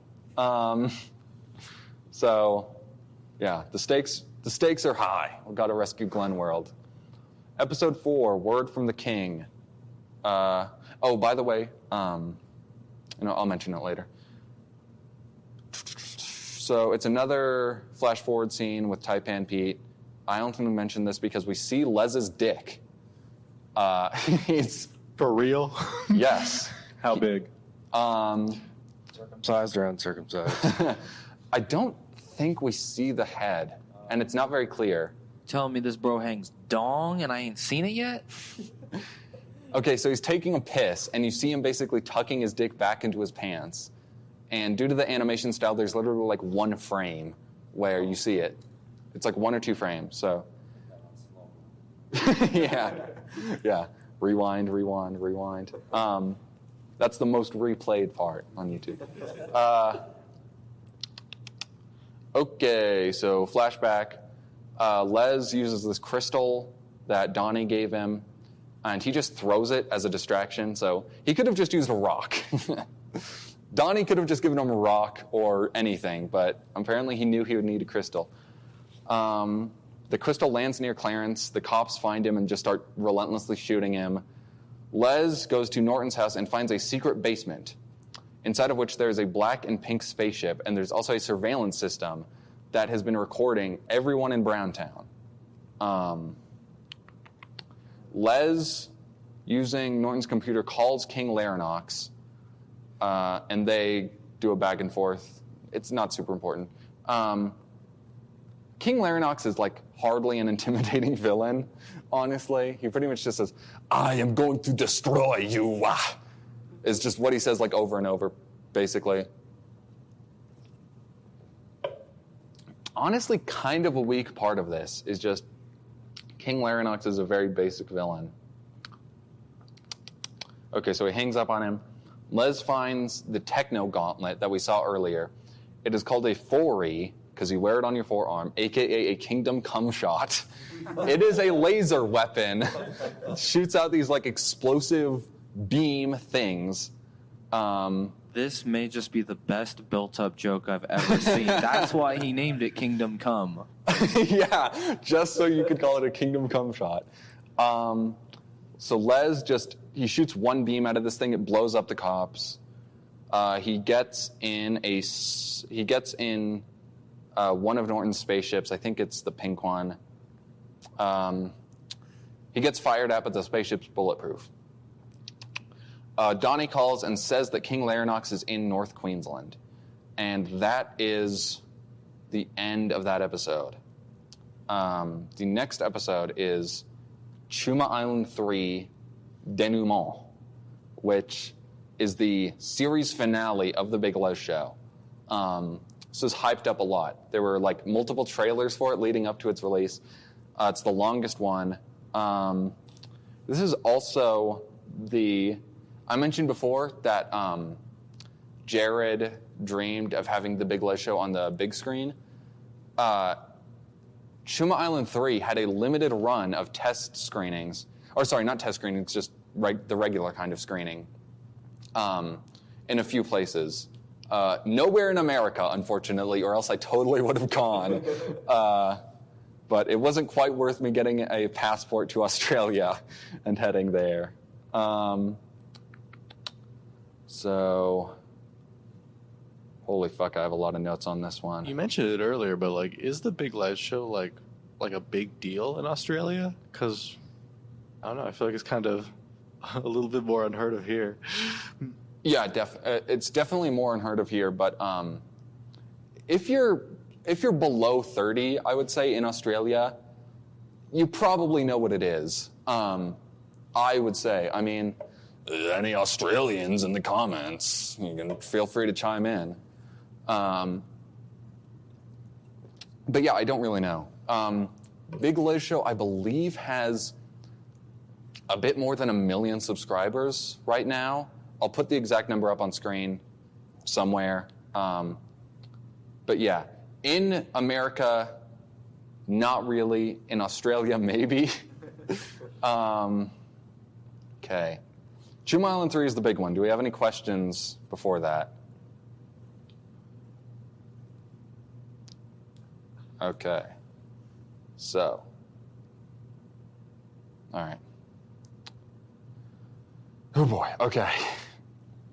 So, it begins. Les is heading north in his spaceship to where he heard King Larynx was.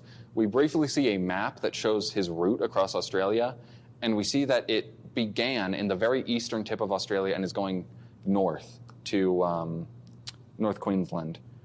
I mention this because where he came from, Browntown, is exactly where Tweedheads is in Australia. So we pretty much knew already that Browntown was based on Tweedheads, but like it also is apparently like the Big Les version of Tweedheads. I think. A lot of this is inference, by the way. I should mention that. Like everything I say here is I'm pretty confident on, unless I specify I'm not. But yeah, I believe that it was intentionally placed so that it was right where Tweedheads is. A Chuma gremlin appears, jumps on the ship. He's assaulting the ship, but the ship is bulletproof. It's a lot more durable than the last spaceship. So he doesn't take it down, doesn't even seem to damage it. Les does something really stupid, which is he fires his Kingdom Come shot at it, which, why did you do that, Les? Blows up the spaceship. So Les has to walk to North Queensland now. He finds a rifle, possibly left by Donnie, because Donnie mentioned earlier that he would leave a rifle for him. Doesn't matter. He picks up clothing from a scarecrow. This is the weird clothing he was wearing at the beginning of season 3. Season 4. So yeah, now we know. Oh, and he finds Taipan Pete. So now we're all caught up with the flash forward at the beginning of the season. All right, so Les, now that he is told the entire story of how he ended up here, demands that Taipan Pete say who he is. And Pete just doesn't really answer him. He just starts saying that it's cold for a desert summer. Okay, so it reveals that Les ate some hallucinogenic flowers, and he's barely made it any distance at all. He thought that he was almost all the way there, but he's barely moved any distance, and he's just naked in the woods tripping balls right now. Can I just mention that it's a very bold choice to have the beginning of the season to be like, ooh, what's going to lead up to the event? And then the answer is, it never happened. It was a hallucination. So yeah, he's naked by train tracks, tripping balls. He wakes up in a train. He's dressed in his OG clothes. He was picked up, his OG clothes are a pink tank top and blue short shorts, because he was wearing stealthy clothes before, which are just the exact same clothes except in black, a tank top and shorts. So he got picked up by Sassy, Donnie, Wayno, and Scruffy, and Nolan. They saw him by the side of the train tracks. And Les starts saying what happened to him. They are all familiar with Taipan Pete, this hallucination of Les's. It also reveals that while Les was busy, the rest of the crew defeated 3 other Chuma islands and cleared all the remaining Chumas, and it was as skits as Chuma Island 2 times 4. But we don't get to see it because it would cost too much to animate, is what they say. Les does a song on his guitar. It's called Browntown. It's a very lovely song. You should listen to it. Jared Wright is a legitimately good songwriter. He's a very multi-talented guy. I think all the music in Chuma Island is written by him. I think. Definitely Chuma Island, or Season 3 onward, it's written by him. Okay, so they arrive at North Queensland, and they reveal that there's a nuclear missile on the train that they're ready to fire at the island. Wayno and Scruffy stay behind. Warning guy appears in a boat. The 4E breaks, so doesn't have that weapon anymore. The 4E did like nearly nothing of consequence, but hey, it's cool. It's a really cool looking thing. It's legitimately like, if you saw it in like Battlestar Galactica or whatever, it would fit right in this like MS Paint show. Okay, so they show the interrogation of that little minion guy, who's named Hansel, by the way. When asked about the new island, oh, by the way, your phone is off. The battery's probably dead. Okay. We're almost done. It's 2 Mile and 3, and then a little bit more, and then we're done. By the way, there's a new island. That's where King Larinox is at. When asked about the new island, Hansel just shoots himself immediately. Les parasails onto the island, so he's separated from them. Sassy, Donnie, and Nolan just surf in. Hansel killed himself? What you said? What? You're like, Hansel, like, did he kill himself? Or what? He shoots himself. Okay. Nolan plants a little beacon for the nuclear missile. Les shoots some chumas. Nolan runs to meet Les. Sassy and Donnie stay on the beach. It reveals that Les has the control for the nuke. Les sees that Quentin is tied up to his post. He runs to rescue him. It is, in fact, a trap. A UFO abducts him. Okay, so King Larinox is in the ship, and he reveals that the Chuma Islands will leave the atmosphere. They'll float up to the sky, and when they leave the atmosphere, when they're uninhibited by atmospheric pressure, they will grow to planet size. This is interesting because it seems very, very weird, like a really weird thing just to up the stakes when they didn't really need to be that high. But it actually explains how Kingdom Come got destroyed, because there must have been one of these giant chumas that floated up and then became planet-sized and then destroyed it. I think. This is never explained. This is just I guess this is my fan theory, but it's the only explanation I know of. It's your game theory. It's my film theory, actually. Your real life Majora's Mask theory here. Got big old faces on them. The Chumas, Chuma Island. Okay. Oh, sorry. Hello, Internet. Welcome to Big Les Theory. Okay. Again, this is a weird example of like writing that you would not expect to be good, but like actually is decent. Like we actually find out how the Chumas destroyed the island. Sassy and Donnie smoke a weird doobie, and they're trapped in a drug dimension. King Larinox is taunting Les. The king reveals that he was funded by Glenn, the man who created the Glenn dolls. This is an extremely bizarre plot twist. What? Okay, so, Glenn pushes a button, and the island starts lifting up. I guess they have some sort of flotation device. I mean, they are a space-faring race, so I guess they have a way to just float the island up. Glenn betrays the king, and he drops them at a hole, like a trap door in the UFO, and Larinox and Les fall.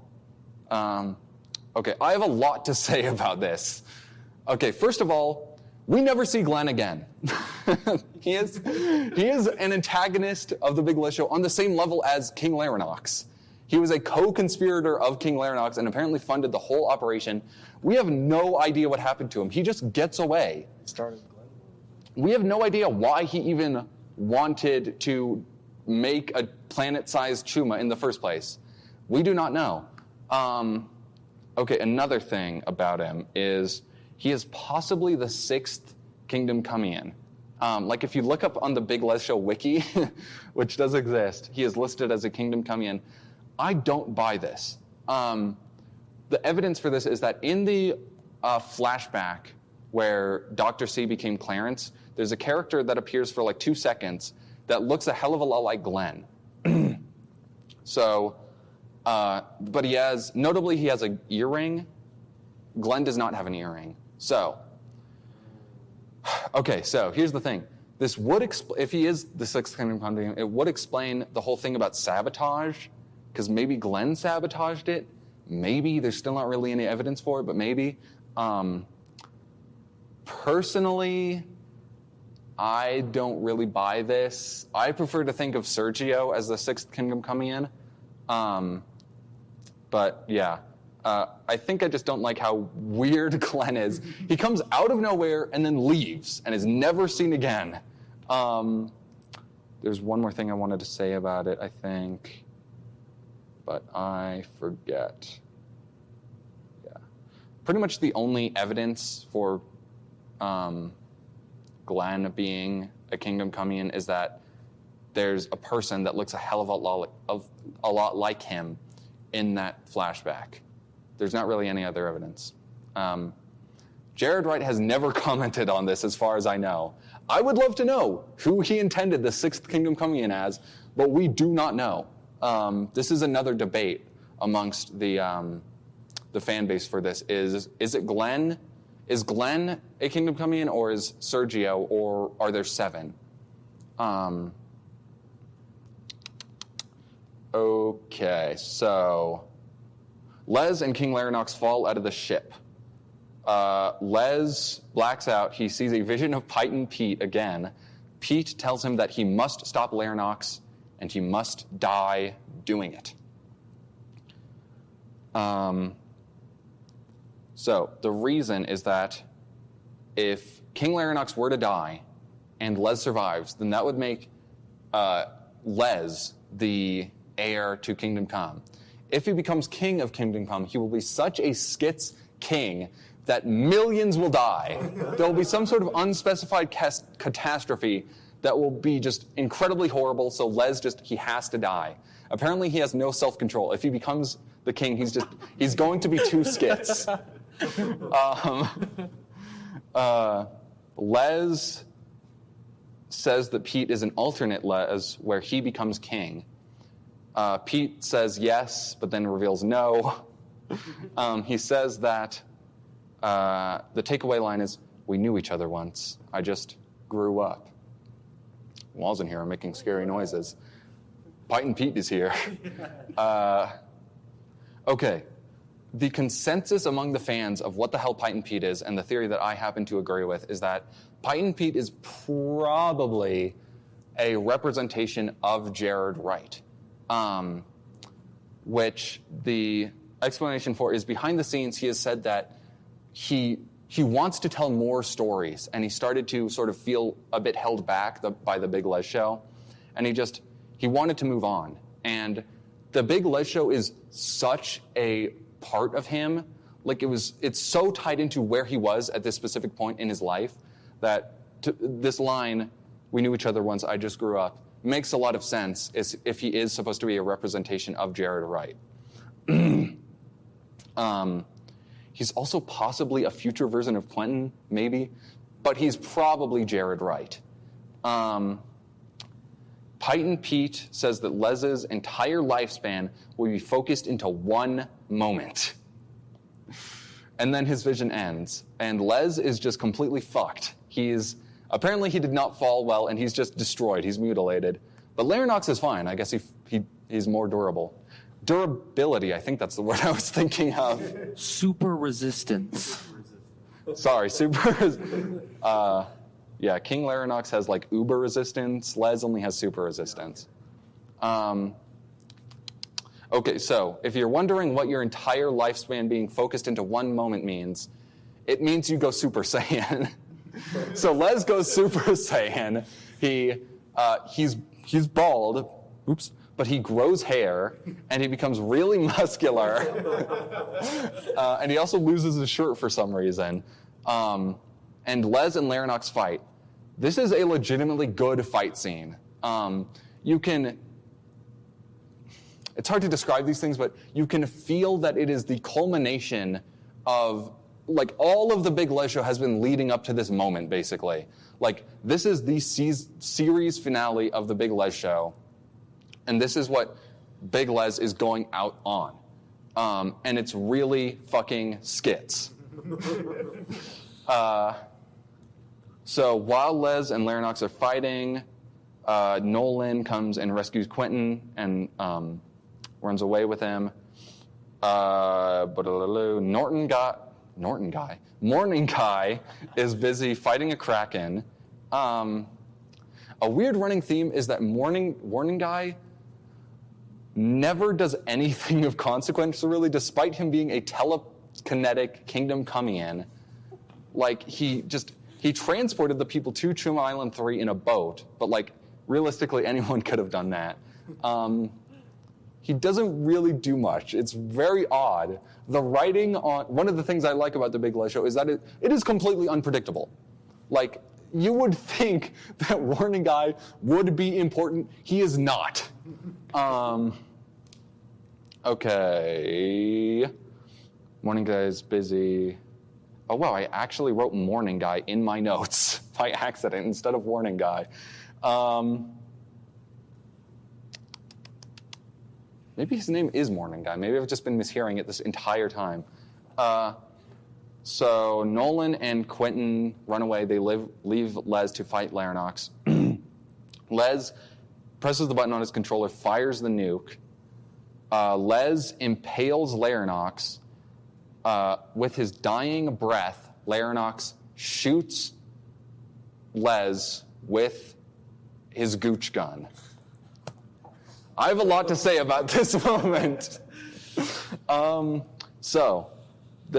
my first viewing, I just interpreted this as a weird, like, theme of them being a family. I didn't mention it before because it wasn't important until now, but Norton has a pink revolver. I don't think he ever actually fires it, but it's shown that he owns one. And Les has a pink gooch gun, and King Larenox also has a pink gooch gun. So every member of their family that we know has a pink revolver, which is a really weird coincidence if it wasn't intentional.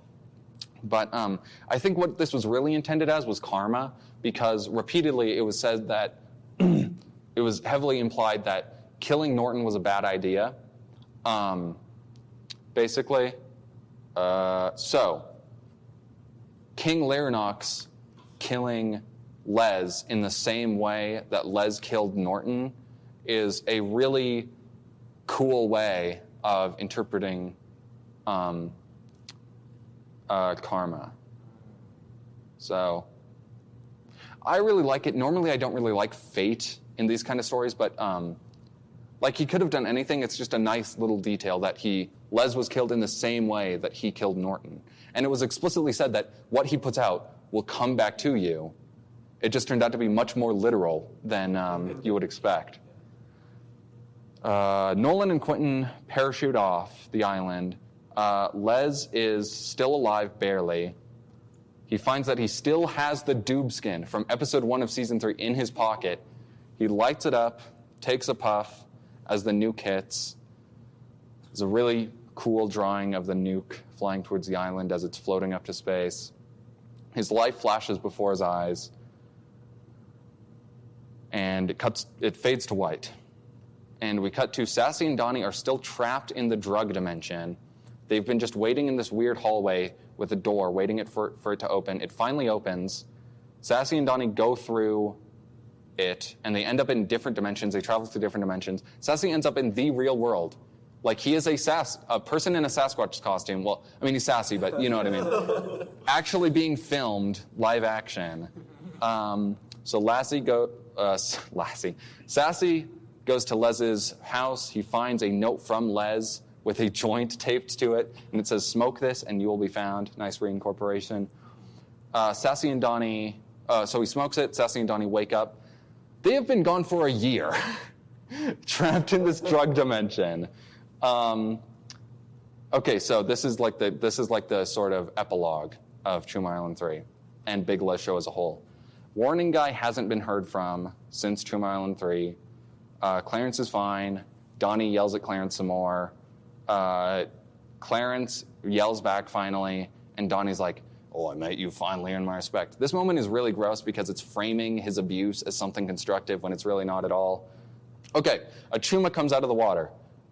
It turns out they've evolved to speak and reason. and they just came over here to thank Clarence for creating them. And then they leave the planet. They just fly away. Sassy gives Quentin the letter that had the doobie attached to it. Quentin looks the same, which is a little weird because it's a year later. You would expect him to grow up a little. He reads the letter aloud. It's very emotional. Go watch Tomb Island 3. Sassy, Donnie, and Nolan go surfing. Quentin sees Lez's spirit surfing alongside them, which is a nice send-off to the character. And Quentin runs to join them to surf, and that's the end. Get credits. There's a post-credit scene with Charles Charlington. He's back. He takes off his mask, and it was Sassy the whole time, apparently. And he says that there's more to come in these books behind him. So the book he just finished was the Big Les Show, so that's done. But there are a few books behind him that are called, I have a few names. The only ones that are really of note are Mike Nolan Volume 2 and Sassy Origins. Talk about those in a second. Any questions? We're almost done. If you were to see a continuation of the Big Les Show outside of those books, would you like to see maybe like the Quentin Show or the Glenn Show, something that shows, further? Yeah, like what happened with the big villain. I want to see that. I would really like to see. I really like the characters of Warning Guy and Sergio, and they never get to do anything. Pretty much. Pretty much. I mean, they do.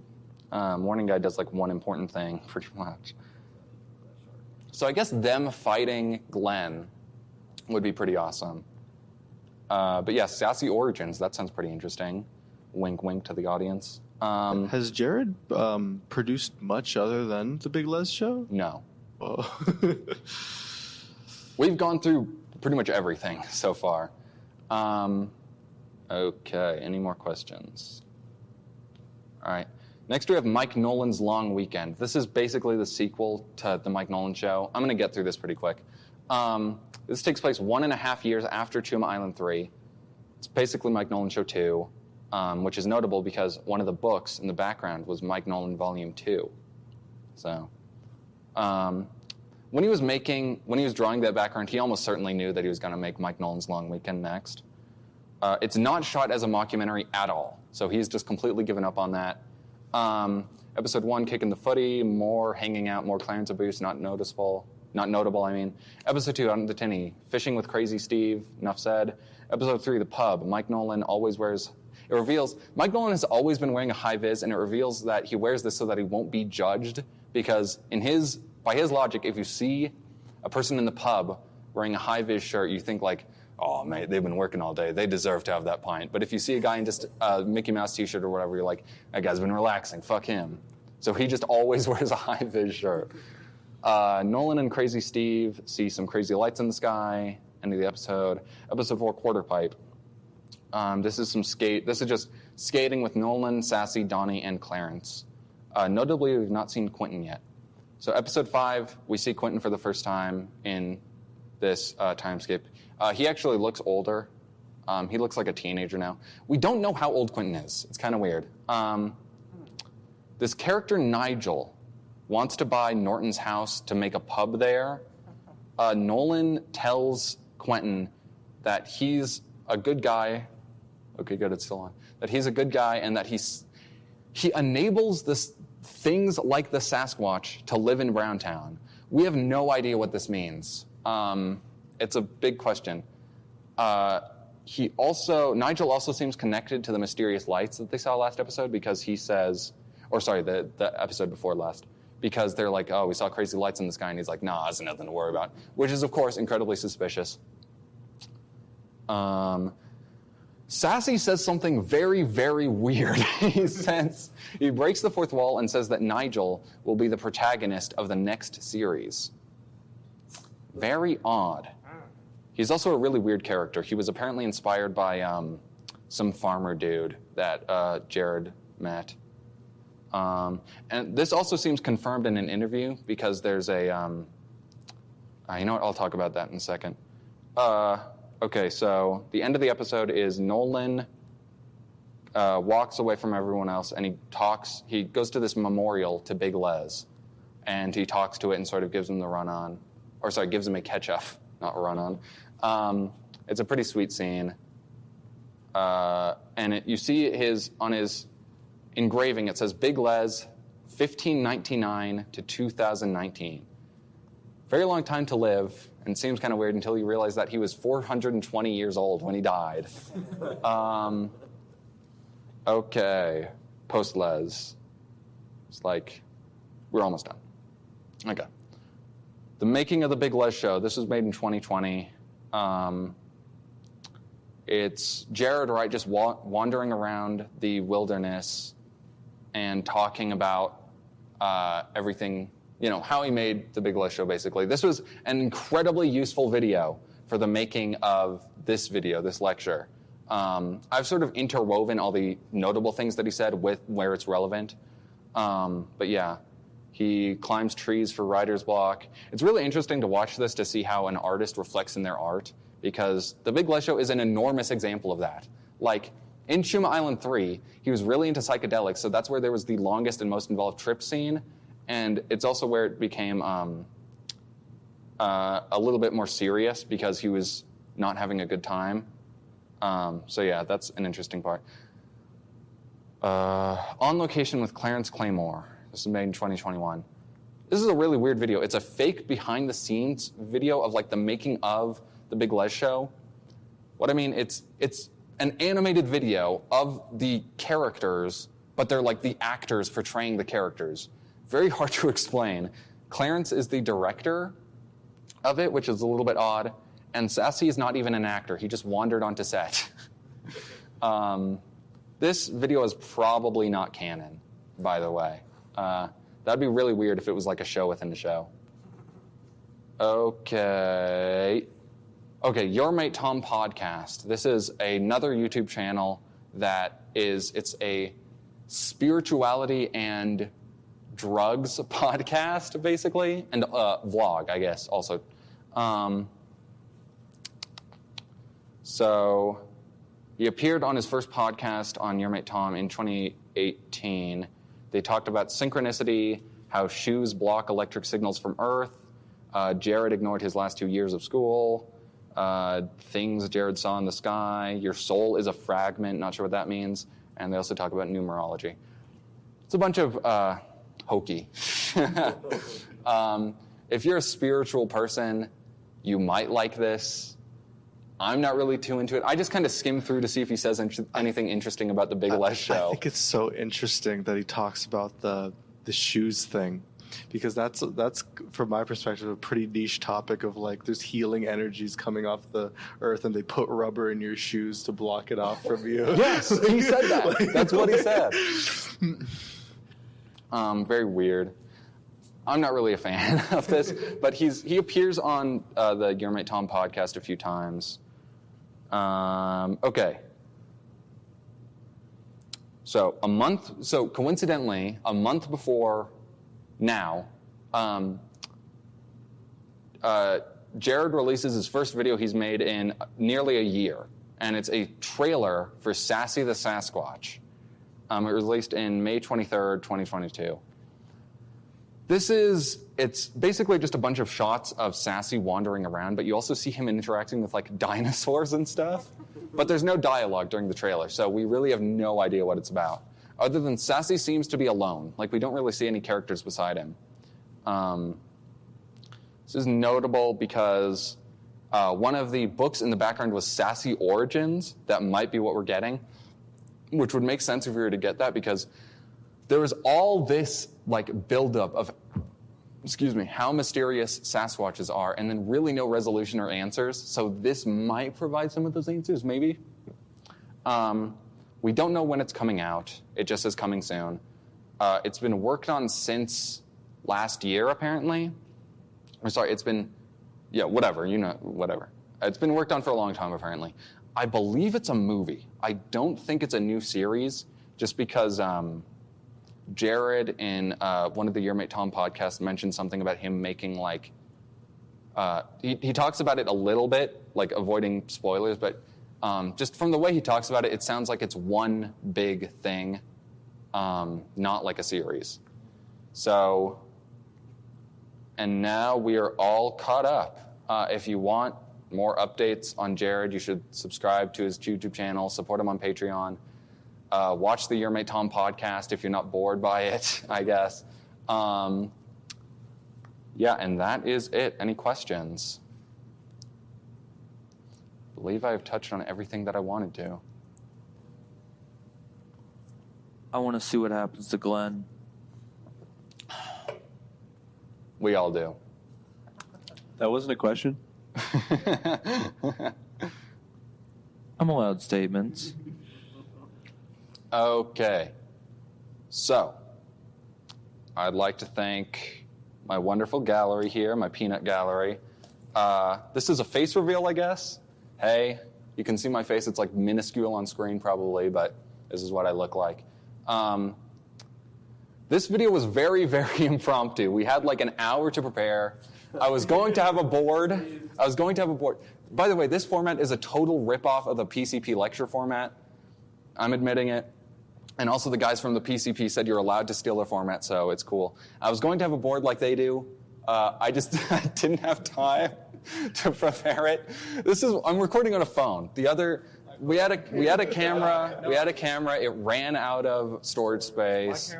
We were recording on another phone. It ran out of battery. So this is why we're getting this one angle. Is there anything else that any of you wants to say or that I should say before we end this? Jesus Christ, I'm hungry. Can I have a waterfall with G Fuel? You go for it, bro. Okay. This is not sponsored by G Fuel. Not sponsored. I'm super curious about his podcast. You would probably love it. I'm sure I would.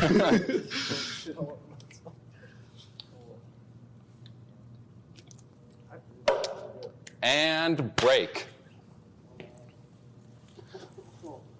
Fuck, I forgot to synchronize the camera. Well, I can do it later, it's fine. Yeah, I'm like, you're gonna have fun time. I can do it in post. For real, got a 3-hour video on my...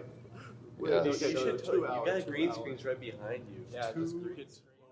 So literally the day after I recorded this lecture, Sassy the Sasquatch episode 1 was released, and editing took so long that now episodes 2 and 3 are out. So how does it match up to our expectations? This series is pretty clearly meant to be the Sassy Origins book we saw, and it does answer some questions about the Sasquatches. It's not a movie like I thought. Nigel is definitely not a main protagonist like Sassy said, but he is a side character. By the way, so far, I really love this series. I can't wait for more. Alright, see you later, you fucking druggos.